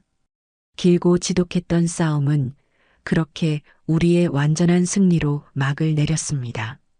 법정을 나서는데 아들 성철이가 제게 다가와 말없이 저를 꼭 안아주었습니다. 저는 아들의 등을 토닥이며 나지막이 말했어요. 다 끝났다, 아들아. 이제 다 끝났어. 하지만 저는 알고 있었습니다. 저들에게는 이제부터가 진짜 지옥의 시작이라는 것을요. 이혼 재판에서 완벽하게 승소한 다음 날 저는 축배를 들거나 휴식을 취할 생각 따위는 하지 않았습니다. 오히려 새벽같이 일어나 변호사 사무실로 향했어요. 저들의 숨통을 완전히 끊어놓기 전까지는 아직 전쟁이 끝난 것이 아니라고 생각했기 때문입니다. 변호사님, 우리가 이겼다고 들었습니다. 정말 고생 많으셨어요. 천만에요, 어머님. 당연히 이겨야 할 싸움이었습니다. 이제 한시름 놓으셔도 좋습니다. 변호사는 웃으며 제게 따뜻한 차를 건넸습니다. 하지만 저는 고개를 저었어요. 아니요, 변호사님. 아직 한 가지가 더 남았습니다. 지난번에 우리가 이야기했던 것 예정대로 진행해 주십시오. 제 말에 변호사는 잠시 놀란 표정을 짓더니 이내 제 의도를 알아차리고는 결연한 표정으로 고개를 끄덕였습니다. 알겠습니다, 어머님. 뜻대로 하시죠. 그날 오후 저는 법무법인을 통해 김영미와 안수진 2사람을 상대로 명예훼손과 정신적 피해 보상에 대한 별도의 민사소송을 제기했습니다. 이혼 소송에서 인정된 위자료 3천만 원과는 별개로 그들이 저와 제 가족의 명예에 똥칠을 하고 우리 집에 찾아와 행패를 부린 것에 대한 책임을 묻는 소송이었지요. 소송가액은 일부러 1억 원으로 높게 잡았습니다. 돈을 받아내는 것이 목적이 아니었습니다. 저들을 법적으로 그리고 경제적으로 완전히 압박해서 다시는 고개조차 들고 다니지 못하게 만들려는 것이 진짜 목적이었지요. 저의 이러한 움직임은 예상치 못한 나비 효과를 불러왔습니다. 저희가 영미 모녀를 상대로 추가 소송을 제기했다는 소문이 퍼지자 그들에게 돈을 떼었던 빚쟁이들 역시 가만히 있지 않았던 겁니다. 그동안은 영미 모녀가 빈털털이라 돈을 받아낼 방법이 없다고 생각해서 발만 동동 구르고 있었는데 저희가 소송을 통해 그들을 압박하기 시작하자 자신들에게도 기회가 올 수 있다고 생각한 모양이었습니다. 며칠 뒤 변호사에게서 연락이 왔습니다. 영미에게 돈을 빌려주었던 대부 업체 중 한 곳에서 영미를 사기죄로 형사 고소했다는 소식이었습니다. 사기죄라고요? 네, 어머님. 돈을 빌릴 당시에 곧 시어머니에게서 상가 건물을 물려받을 예정이니 그 돈으로 바로 갚겠다고 거짓말을 했다는 겁니다. 명백한 사기죄에 해당하지요. 이제 며느님은 민사재판뿐만 아니라 형사재판까지 받게 생긴 겁니다. 일이 아주 커졌어요. 변호사의 설명을 들으며 저는 조용히 고개를 끄덕였습니다. 모든 것이 제 예상대로, 아니, 그 이상으로 흘러가고 있었어요. 사방에서 옥죄어오는 법적 압박에 영미 모녀는 하루하루 피가 마르는 심정일 터였습니다. 그렇게 밖에서는 폭풍우가 몰아치고 있는 동안 우리 집안에는 조금씩 평화가 찾아오고 있었습니다. 특히 아들 성철이의 변화가 가장 놀라웠어요. 그동안의 시련이 아들에게는 아주 좋은 약이 된 모양이었습니다. 예전처럼 더 이상 제 뒤에 숨으려 하지 않았고 무슨 일이든 스스로 결정하고 책임지려는 모습을 보이기 시작했어요. 어느 날 저녁 아들은 저와 남편을 앉혀놓고는 자신이 직접 작성했다는 사업 계획서 한 뭉치를 내밀었습니다. 아버지, 어머니, 제 힘으로 작은 가게 하나 시작해 보려고요. 계획서에는 아주 구체적인 내용들이 담겨 있었습니다. 어떤 아이템으로, 어디서, 어떻게 가게를 운영할 것인지에 대한 아들의 고민이 고스란히 녹아 있었지요. 자본금 역시 그동안 자신이 회사에 다니며 차곡차곡 모아두었던 적금과 퇴직금을 합친 돈으로 마련하겠다고 했습니다. 성철아, 돈이 부족하면 이 아비가. 남편이 기특하다는 듯 돈 이야기를 꺼내려 하자 아들이 단호하게 고개를 저었습니다. 아니요, 아버지. 괜찮습니다. 이제부터는 누구에게도 기대지 않고 제 힘으로 한번 일어서 보고 싶어요. 크게 성공하지 못하더라도 제 땀으로 정직하게 돈을 버는 경험을 해보고 싶습니다. 저는 아들의 눈을 가만히 들여다보았습니다. 그 눈에는 더 이상 과거의 나약함이나 불안함이 보이지 않았어요. 대신 자신의 삶을 스스로 개척해 나가려는 한 남자의 굳은 의지와 자신감이 담겨 있었습니다. 저는 가슴 깊은 곳에서 뜨거운 것이 울컥 차오르는 것을 느꼈습니다. 이번 전쟁을 통해 제가 잃은 것은 못된 며느리 하나였지만 대신 저는 강하고 성숙한 아들을 되찾은 것이었습니다. 그것만으로도 이번 싸움은 충분히 가치가 있었습니다. 그래, 아들아. 네가 그렇게 결심했다니 엄마는 무조건 널 믿고 응원한다. 넘어져도 괜찮으니 겁먹지 말고 한번 힘껏 날아보거라.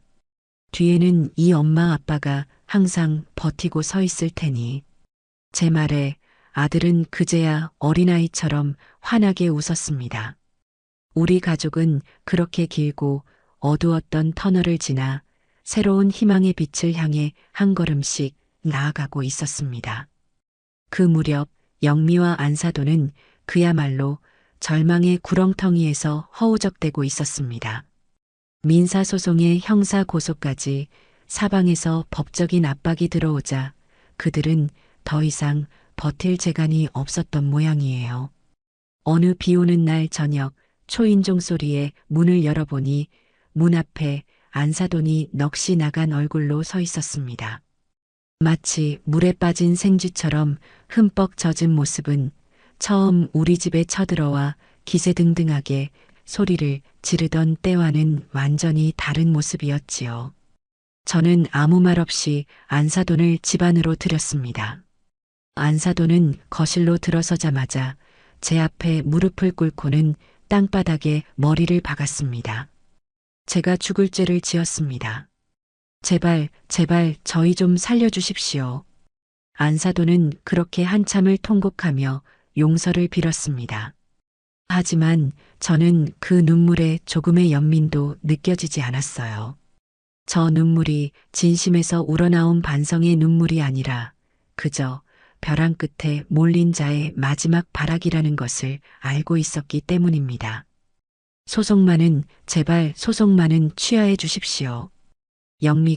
우리 영미가 지금 경찰서 들락거리다가 아주 제정신이 아닙니다. 저러다 정말 큰일이라도 날까봐 제가 무서워서 제가 이렇게 무릎 꿇고 빌겠습니다. 뭐든지 다 할 테니 제발 저희 딸 좀 살려주세요. 안사돈의 구걸은 처절했습니다. 하지만 저는 조용히 고개를 저었어요. 안사돈, 지금 흘리는 그 눈물은 당신 딸이 내 아들 가슴에 대못을 박고 내 명예에 똥칠을 했을 때 흘렸어야 하는 눈물이요. 당신들이 우리 집에 찾아와서 돈 내놓으라고 행패를 부릴 때 그때 흘렸어야 하는 눈물이라고요. 잘못했습니다. 저희가 정말 다 잘못했습니다. 죄에는 대가가 따르는 법입니다. 저는 당신들에게 그 대가를 치르게 해줄 의무가 있을 뿐이요. 이제 와서 용서를 구하기엔 너무 늦었습니다. 돌아가시오. 제 냉정한 말에 안사돈은 모든 것을 포기한 듯 그 자리에 주저앉아 한참을 더 울었습니다. 하지만 저는 끝까지 마음을 바꾸지 않았어요. 안사돈이 돌아간 뒤 저는 현관문을 굳게 걸어 잠갔습니다. 이것으로 저들과의 악연은 완전히 끝났다고 생각했어요. 그 후로 몇 달의 시간이 흘렀습니다. 저희를 상대로 한 명예훼손 소송은 당연히 저희의 승소로 끝이 났고 법원은 영미와 안사돈에게 공동으로 5천만 원을 배상하라는 판결을 내렸습니다. 물론 그들에게 그만한 돈이 있을 리가 없었지요. 결국 그들이 마지막까지 붙들고 있던 낡은 아파트마저 경매로 넘어가고 그들은 길거리로 나앉게 되었다는 소식을 전해 들었습니다. 영미는 사기죄로 기소되어 집행유예를 선고받았다고 했어요. 실형은 면했지만 평생을 정가자라는 꼬리표를 달고 살아가야 하는 신세가 된 것이지요. 시간이 더 흘러 계절이 두어 번 바뀌었을 무렵이었습니다. 저는 오랜만에 만난 친구들과 함께 점심을 먹기 위해 시내의 한 식당에 들렀습니다. 이런저런 이야기를 나누며 즐겁게 식사를 하고 있는데 친구 중 한 명이 갑자기 제 팔을 툭 치며 속삭였습니다. 어머, 복자야. 저기 저 종업원, 쟤 혹시 네 전 며느리 아니니? 친구가 가리키는 곳을 쳐다본 순간 저는 제 눈을 의심했습니다. 허름하고 얼룩진 유니폼을 입고 다른 테이블에 그릇을 치우고 있는 여자의 옆모습, 영락없는 김영미였습니다. 예전에 화려하고 세련된 모습은 온데간데였고 삶에 찌든 고단함이 얼굴에 가득했어요. 한때는 명품으로 휘감았던 그 손에는 이제 음식물 쓰레기가 묻은 고무장갑이 끼워져 있었습니다. 그때 그릇을 치우던 영미가 무심코 고개를 들었고 저와 눈이 정면으로 마주쳤습니다. 영미의 눈이 지진이라도 난 듯 심하게 흔들렸어요. 그 눈에는 분노나 증오가 아니었습니다. 수치심, 굴욕감, 그리고 처절한 패배감이 담겨 있었지요. 영미는 저를 보자마자 들고 있던 그릇을 놓치고 말았습니다. 쨍그랑. 요란한 소리와 함께 그릇들이 바닥에 떨어져 산산조각이 났습니다. 식당 안의 모든 사람들이 저희 쪽을 쳐다보았어요. 영미는 하얗게 질린 얼굴로 그 자리에 얼어붙어 있었습니다. 이윽고 식당 주인이 달려와 영미의 등짝을 때리며 소리쳤습니다. 이게 얼마짜리 그릇인 줄 알아. 너 오늘 일당에서 다 깔 거야. 영미는 그 구박을 받으면서도 아무 말도 하지 못하고 그저 고개만 푹 숙인 채 제 눈치를 살폈습니다. 저는 그런 영미를 더 이상 쳐다보지 않았습니다. 그저 조용히 찻잔을 들어 식어버린 차를 한 모금 마셨어요. 제 마음속에서는 더 이상 아무런 감정도 일어나지 않았습니다. 통쾌함도 연민도 아니었어요. 그저 모든 것이 제자리로 돌아왔다는 조용하고 완전한 끝을 실감할 뿐이었습니다. 길고 길었던 저의 참교육은 그렇게 막을 내리고 있었습니다. 그렇게 영미와 안사돈에 대한 법적인 그리고 인간적인 모든 정리가 끝난 뒤 우리 집에는 오랜만에 평화가 찾아왔습니다. 물론 지난 몇 년간의 소동이 남긴 상처가 하루아침에 아물 수는 없었지요. 남편은 한동안 화병으로 고생했고 아들 성철이는 사람에 대한 깊은 불신을 갖게 된 듯 보였습니다. 저 역시 밤마다 잠을 설치며 그들의 악다구니를 떠올리는 날이 많았어요. 하지만 시간은 가장 좋은 약이라는 말처럼 우리는 서로를 보듬고 의지하며 천천히 일상의 제자리를 찾아가기 시작했습니다. 가장 큰 변화를 보여준 것은 역시 아들 성철이었습니다. 녀석은 이혼의 아픔을 딛고 자신이 말했던 대로 작은 가게를 열 준비에 몰두했어요. 예전부터 손재주가 남달랐던 녀석은 자신만의 감각으로 디자인한 수제 원목 가구를 만드는 공방 겸 쇼룸을 열기로 했습니다. 저는 아들이 대견하면서도 한편으로는 걱정이 되어 가게 임대료라도 보태주겠다고 몇 번이나 말했지만 아들은 그때마다 단호하게 고개를 저었습니다. 아니야, 엄마. 이건 온전히 내 힘으로 해내야 의미가 있는 거야. 엄마가 도와주시면 난 평생 엄마 그늘에서 벗어나지 못하는 어린애로 남게 될 거야. 그냥 지켜봐줘. 내가 어떻게 일어서는지. 아들은 그렇게 말하며 자신의 예금 통장과 퇴직금이 담긴 서류들을 제게 보여주었습니다. 결코 큰 돈은 아니었지만 그 돈에는 녀석이 지난 10수년간 흘린 땀과 성실함이 고스란히 담겨 있었지요. 저는 더 이상 아들을 말리지 않았습니다. 대신 녀석이 가게를 열기로 한 동네를 매일같이 찾아가 녀석 몰래 주변 상인들에게 밥을 사며 우리 아들 잘 좀 부탁한다고 눈도장을 찍고 다녔어요. 몇 달 뒤 마침내 아들의 작은 공방이 문을 열었습니다. 저는 개업식 날 일부러 손님인 척 가게에 들렀어요.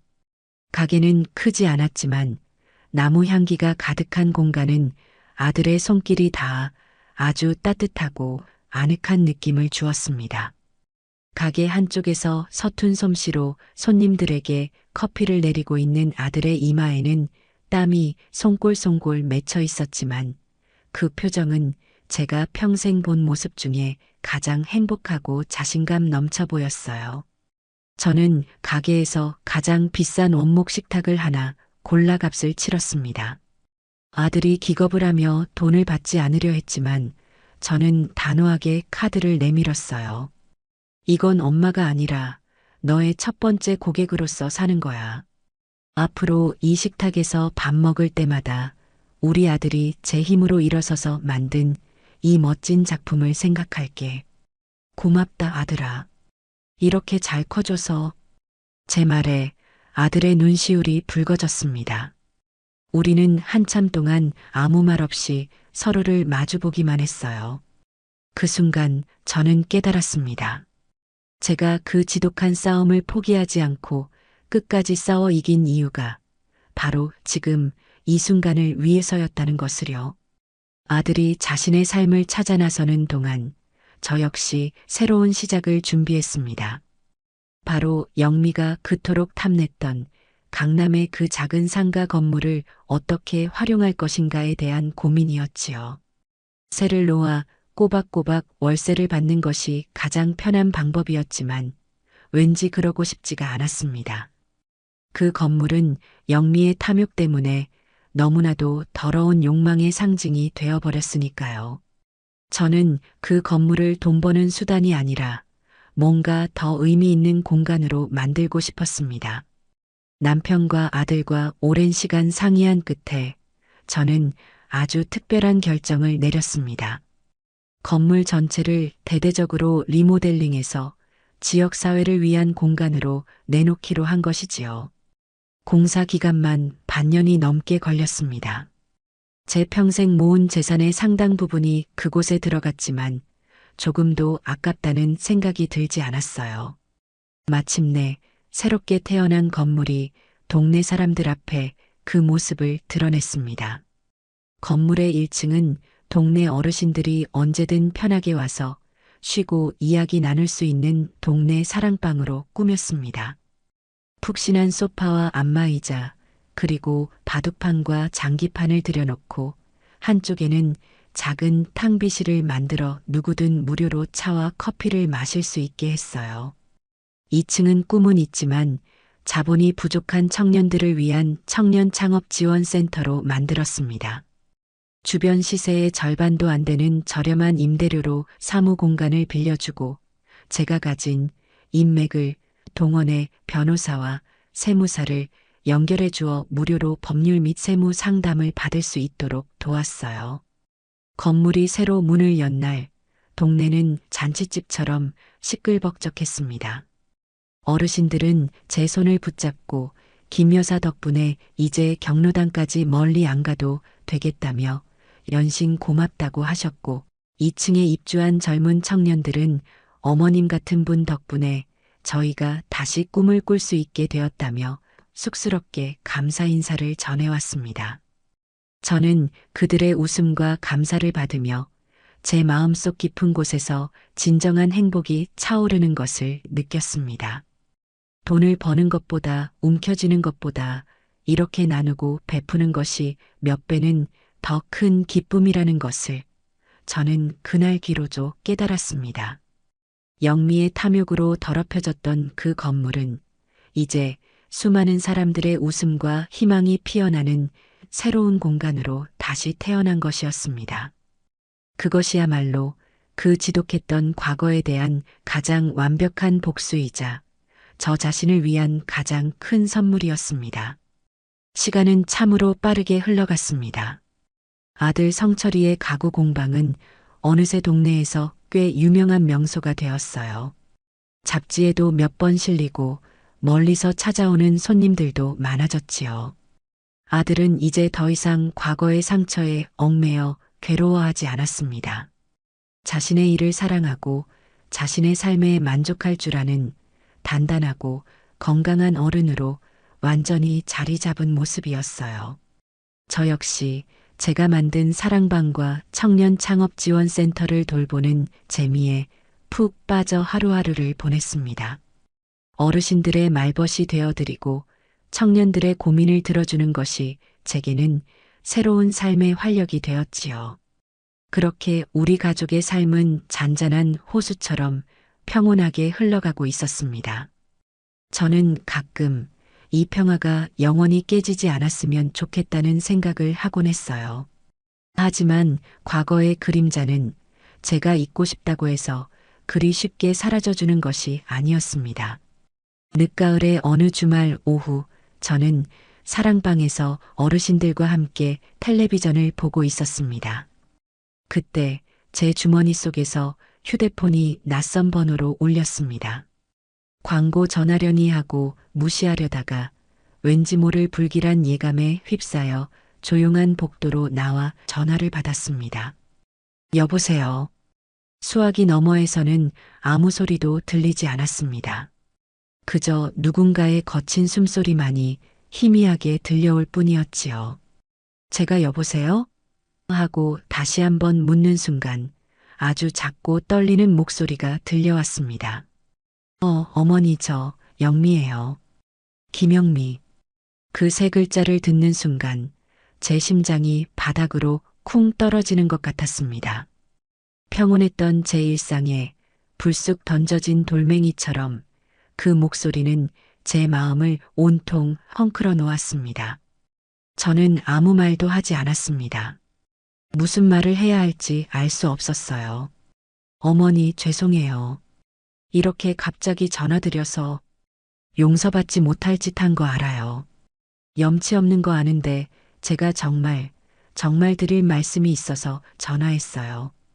영미의 목소리는 예전에 그 날카롭고 기세등등하던 목소리가 아니었습니다. 완전히 힘을 잃고 절망에 빠진 사람의 목소리였어요. 하지만 저는 그 목소리에 속지 않았습니다. 이미 한번 호되게 당한 경험이 있었으니까요. 무슨 말이냐? 저는 최대한 감정을 배제한 채 사무적인 목소리로 물었습니다. 그러자 영미는 한참을 흐느끼더니 이내 충격적인 이야기를 꺼내놓았습니다. 아이가 아파요. 민준이가 많이 아파요, 어머니. 민준이는 영미가 낳은 제 손자, 아니, 손자였던 아이의 이름이었습니다. 이혼 후 저는 민준이를 단 한 번도 보지 못했습니다. 영미는 제게 양육비 외에는 그 어떤 연락도, 만남도 허락하지 않았으니까요. 그래서 나더러 어쩌라고. 수술을 해야 한대요. 심장 수술을. 그런데 수술비가 저희 형편으로는 도저히 감당할 수가 없어요. 어머니 죄송해요. 정말 죄송한데 돈 좀 빌려주실 수 없을까요? 민준이 어머니 손주잖아요. 제발 우리 민준이 좀 살려주세요. 영미는 울부짖으며 애원했습니다. 그 순간 제 머릿속은 수만 가지 생각으로 복잡하게 얽혀 들어갔습니다. 이것이 또 다른 거짓말은 아닐까? 저를 속여 돈을 뜯어내려는 또 다른 수작은 아닐까?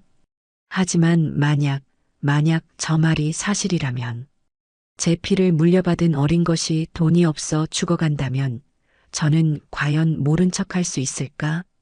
저는 떨리는 손으로 전화를 끊었습니다. 그리고 곧장 아들 성철이에게 전화를 걸었어요. 저는 이 문제를 혼자 결정해서는 안 된다고 생각했습니다. 민준이는 제 손자이기도 하지만 그 이전에 아들의 아이였으니까요. 이 문제는 이제 아들이 직접 판단하고 결정해야 할 아들의 몫이었습니다. 저는 아들에게 방금 있었던 일을 하나도 빠짐없이 제 감정을 섞지 않고 객관적으로 전달했습니다. 모든 이야기를 들은 아들은 수화기 너머에서 한참 동안 말이 없었습니다. 그 침묵이 얼마나 길게 느껴졌는지 모릅니다. 아들이 어떤 결정을 내리든 저는 그 결정을 존중할 생각이었습니다. 이것은 아들이 과거의 그림자를 완전히 끊어내고 앞으로 나아갈 수 있을지를 가늠하는 아들을 위한 마지막 시험이었습니다. 한참의 침묵 끝에 아들이 마침내 입을 열었습니다. 그 목소리는 놀라울 만큼 차분하고 단호했어요. 엄마. 그래, 아들아. 안 됩니다. 제가 지금 그 아이의 병원비를 대주는 순간 우리는 또다시 그 사람의 인생에 휘말리게 될 거예요. 한 번으로 끝나지 않을 겁니다. 그걸 빌미로 계속해서 우리를 괴롭히고 우리 삶을 흔들어 놓으려고 하겠죠. 저는 더 이상 엄마와 제 인생이 그 사람 때문에 망가지는 걸 보고 싶지 않아요. 아들의 말은 냉정하게 들렸지만 저는 그 말 속에 담긴 깊은 고뇌를 느낄 수 있었습니다. 자신의 아이를 외면해야 하는 아버지의 고통이 어찌 말로 다 할 수 있겠습니까? 그 아이에 대한 아버지로서의 도리는 제가 법적으로 정해진 양육비를 매달 꼬박꼬박 보내는 것으로 끝입니다. 그 이상의 부당한 요구는 들어줄 수 없습니다. 그게 저와 우리 가족을 지키는 유일한 방법이에요. 아들은 그렇게 말하고는 잠시 머뭇거리더니 말을 이었습니다. 그리고 엄마, 그 번호 차단해. 다시는 저쪽에서 우리한테 연락할 수 없도록. 저는 아들의 말에 조용히 고개를 끄덕였습니다. 아들은 그 길고 어려운 시험을 마침내 통과한 것이었습니다. 더 이상 감정에 휘둘려 잘못된 판단을 내리는 과거의 약한 아이가 아니었어요. 아들은 자신의 가정을 지키기 위해 무엇이 중요한지, 무엇을 끊어내야 하는지를 아는 진짜 어른이 되어 있었습니다. 저는 수화기를 내려놓고 영미의 번호를 찾아 차단 버튼을 눌렀습니다. 과거로 통하는 마지막 문이 그렇게 제 손으로 굳게 닫혔습니다. 영미의 연락을 차단한 뒤로 우리 가족에게는 다시 평온한 일상이 돌아왔습니다. 저는 가끔 아픈 손주에 대한 생각에 마음이 아려올 때가 있었지만 그럴 때마다 아들의 단호했던 목소리를 떠올리며 마음을 다잡곤 했어요. 썩은 가지를 쳐내지 않으면 나무 전체가 병들어 죽고 마는 법이니까요. 그것이 우리 가족이 살아남기 위한 최선의 선택이었다고 저는 믿었습니다. 그렇게 또 한 해가 지나고 추운 겨울이 찾아왔습니다. 저는 오랜만에 동네 부동산 박 사장님 사무실에 들러 따뜻한 커피를 한 잔 마시며 안부를 나누고 있었어요. 이런저런 이야기를 나누던 중 박 사장님이 문득 조심스럽게 입을 열었습니다. 김 여사님 혹시 들으셨는지 모르겠는데. 뭘 말이오? 그 김영미 씨 모친 말입니다. 지난주에 결국 세상을 떠났다고 하네요. 뭐라고요? 저도 모르게 손에 들고 있던 커피잔을 떨어뜨릴 뻔했습니다. 안사돈이 죽었다니요. 박 사장님의 이야기는 이러했습니다. 다단계 사기와 연이은 소송 패소의 충격으로 안사돈은 화병과 우울증을 심하게 앓았다고 합니다. 결국 몸져 누워 거동조차 못하는 신세가 되었고 변변한 병원 치료 한 번 받지 못한 채 월세방에서 외롭게 세상을 떠났다는 것이었지요. 딸인 김영미 씨가 그래도 마지막까지 병수발은 들었다고 하더군요. 그런데 워낙 빚이 많아서 장례도 제대로 못 치르고 겨우 화장만 해서 뿌렸다는 소문이 자자합니다. 박 사장님의 말을 듣는 제 마음은 아주 복잡하고 미묘했습니다. 그토록 저를 괴롭히고 제 인생을 망가뜨리려 했던 사람이었지만 그 마지막이 그토록 비참하고 허무했다는 사실에 통쾌함보다는 인생무상이라는 씁쓸함이 더 크게 밀려왔어요. 그럼 며느리 아니 김영미는 지금 어떻게 지낸답니까? 글쎄요. 엄마까지 죽고 나서는 완전히 자포자기한 모양이더라고요. 일하던 식당도 그만두고 밤낮으로 술만 마신다는 얘기도 있고, 얼마 전에는 어떤 사람이 그러는데 시장 좌판에서 채소를 파는 것 같더라 하는 얘기도 얼핏 들었습니다. 박 사장님의 이야기를 듣고 집으로 돌아오는 길, 저는 길가에 쌓인 눈을 보며 깊은 생각에 잠겼습니다. 한때는 남부러울 것 없는 가정을 꾸리고 번듯한 아파트에서 살았던 그들 모녀가 어쩌다 저 지경에까지 이르게 된 것일까? 모든 것은